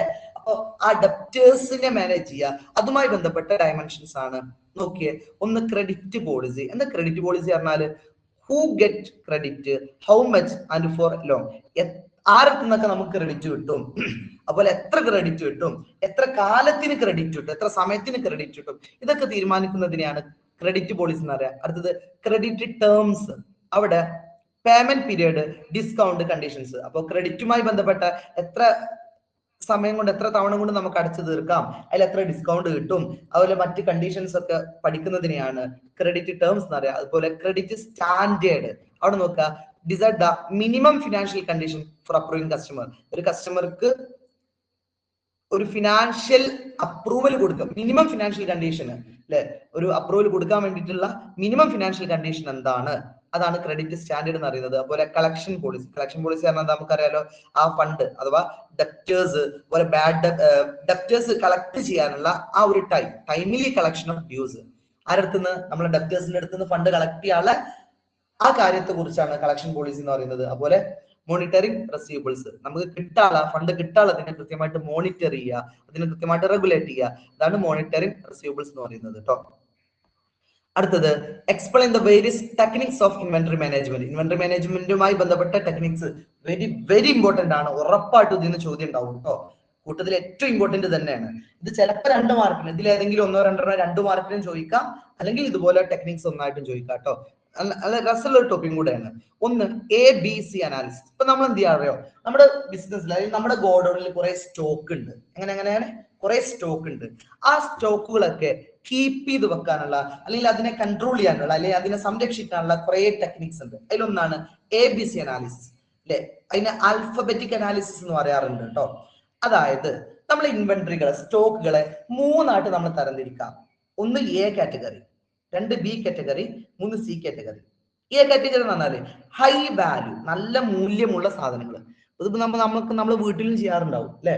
നമ്മള് നല്ല ഷെൽഫിലൊക്കെ, ആൾമറയിലൊക്കെ അടച്ച് പേഴ്സിലും ബാഗിലൊക്കെ ഇട്ട് വളരെയധികം കൂട്ടി ഭദ്രമായി വെക്കണ എന്താണ്?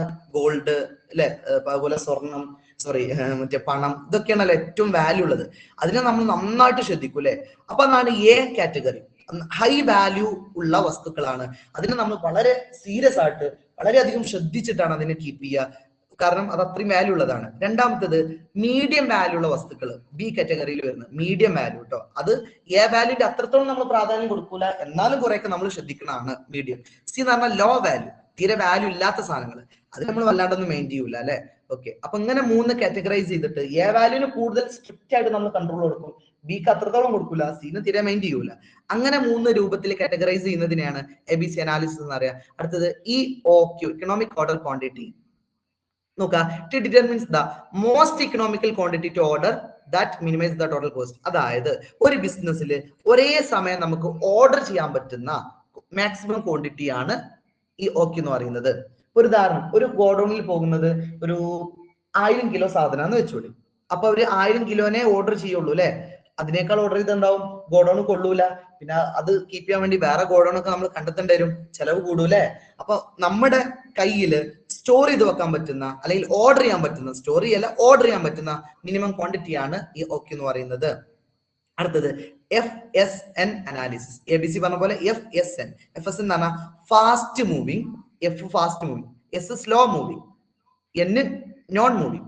ഇങ്ങനെ 3 രൂപത്തിൽ നമ്മൾ എന്ത് ചെയ്യണം, നമ്മുടെ ഇൻവെന്ററികളെ ഡിവൈഡ് ചെയ്യണം. അപ്പൊ ഫാസ്റ്റ് മൂവിങ്ങിന് നമ്മൾ കൃത്യമായിട്ട് ശ്രദ്ധിക്കൂലേ, കാരണം അത് പെട്ടെന്ന് മൂവ് ചെയ്യുന്നതാണ്. അത് കഴിയുന്നതിനനുസരിച്ച് നമ്മൾ വീണ്ടും ഇങ്ങനെ ഫില്ല് ചെയ്തുകൊണ്ടിരിക്കും. സ്ലോ മൂവിങ് അത്രത്തോളം നമ്മൾ ശ്രദ്ധിക്കൂല, കാരണം അതിന് കുറച്ച് ടൈം നമുക്ക് പിടിച്ചേക്കാൻ പറ്റും. നോൺ മൂവിങ് അത് നമ്മൾ തിരെ മെയിൻ ചെയ്യൂല, കാരണം അത് പോവാത്ത സാധനമാണ്, അത് അവിടെ കടന്നോട്ടെ അല്ലെ. അങ്ങനെ നമ്മൾ നെവർ ആക്കുന്നതാണ് നോൺ മൂവിങ്. അങ്ങനെ 3 രൂപത്തിൽ കാറ്റഗറൈസ് ചെയ്യുന്നതാണ് FSN analysis. Next bed analysis കേട്ടോ. ഇത് നല്ല രസമാണ്.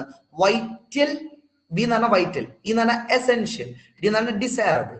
നമ്മൾ എന്ത് ചെയ്യുന്ന അറിയാം, നമ്മുടെ ടോട്ടൽ ഇൻവെന്ററി ഇങ്ങനെ 3 കാറ്റഗറൈസ് ചെയ്യും. വൈറ്റൽ എന്ന് പറഞ്ഞാൽ ഏറ്റവും അത്യാവശ്യമായിട്ടുള്ളത്, അതെങ്ങാനും കിട്ടിയില്ലെങ്കിൽ നമ്മുടെ പ്രൊഡക്ഷൻ തന്നെ നടക്കൂല, അത്ര ഇമ്പോർട്ടന്റ് ആയ സാധനങ്ങൾ, അതാണ് വൈറ്റൽ എന്ന് പറയുന്നത്. 2 എസെൻഷ്യൽ, വൈറ്റലിന്റെ അത്രത്തോളം ഇല്ലെങ്കിലും അത് ആവശ്യമാണ്.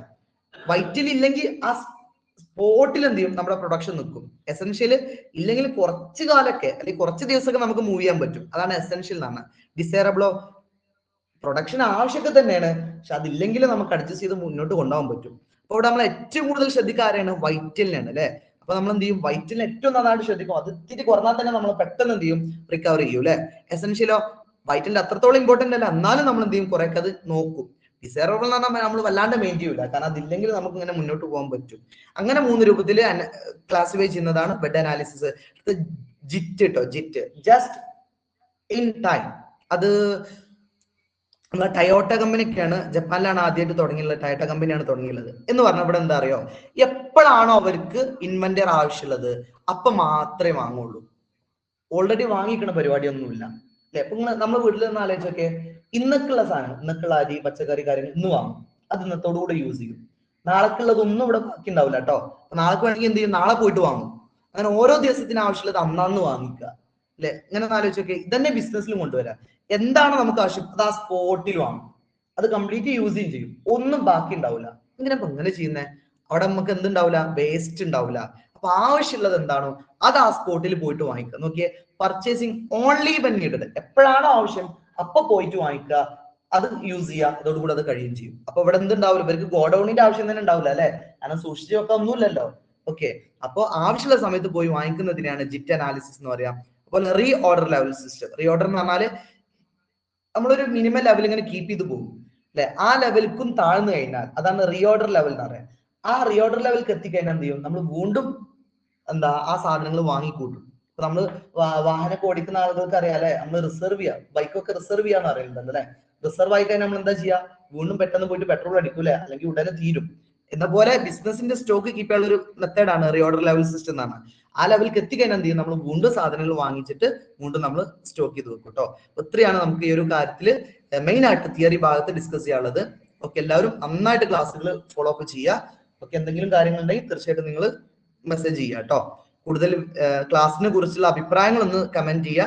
എന്തെങ്കിലും കൂടുതൽ ഡീറ്റെയിൽസ് വേണമെങ്കിൽ ജസ്റ്റ് കമന്റ് ചെയ്യുക. Okay, thank you all. എല്ലാവരും നന്നായിട്ട് പഠിക്കുക, നല്ല മാർക്കോട് കൂടി വിജയിക്കാൻ പറ്റട്ടെ എന്ന് ആശംസിക്കുന്നു. ഒരിക്കൽ കൂടെ എല്ലാവരോടും ഒരുപാട് ഇഷ്ടം. Thank you.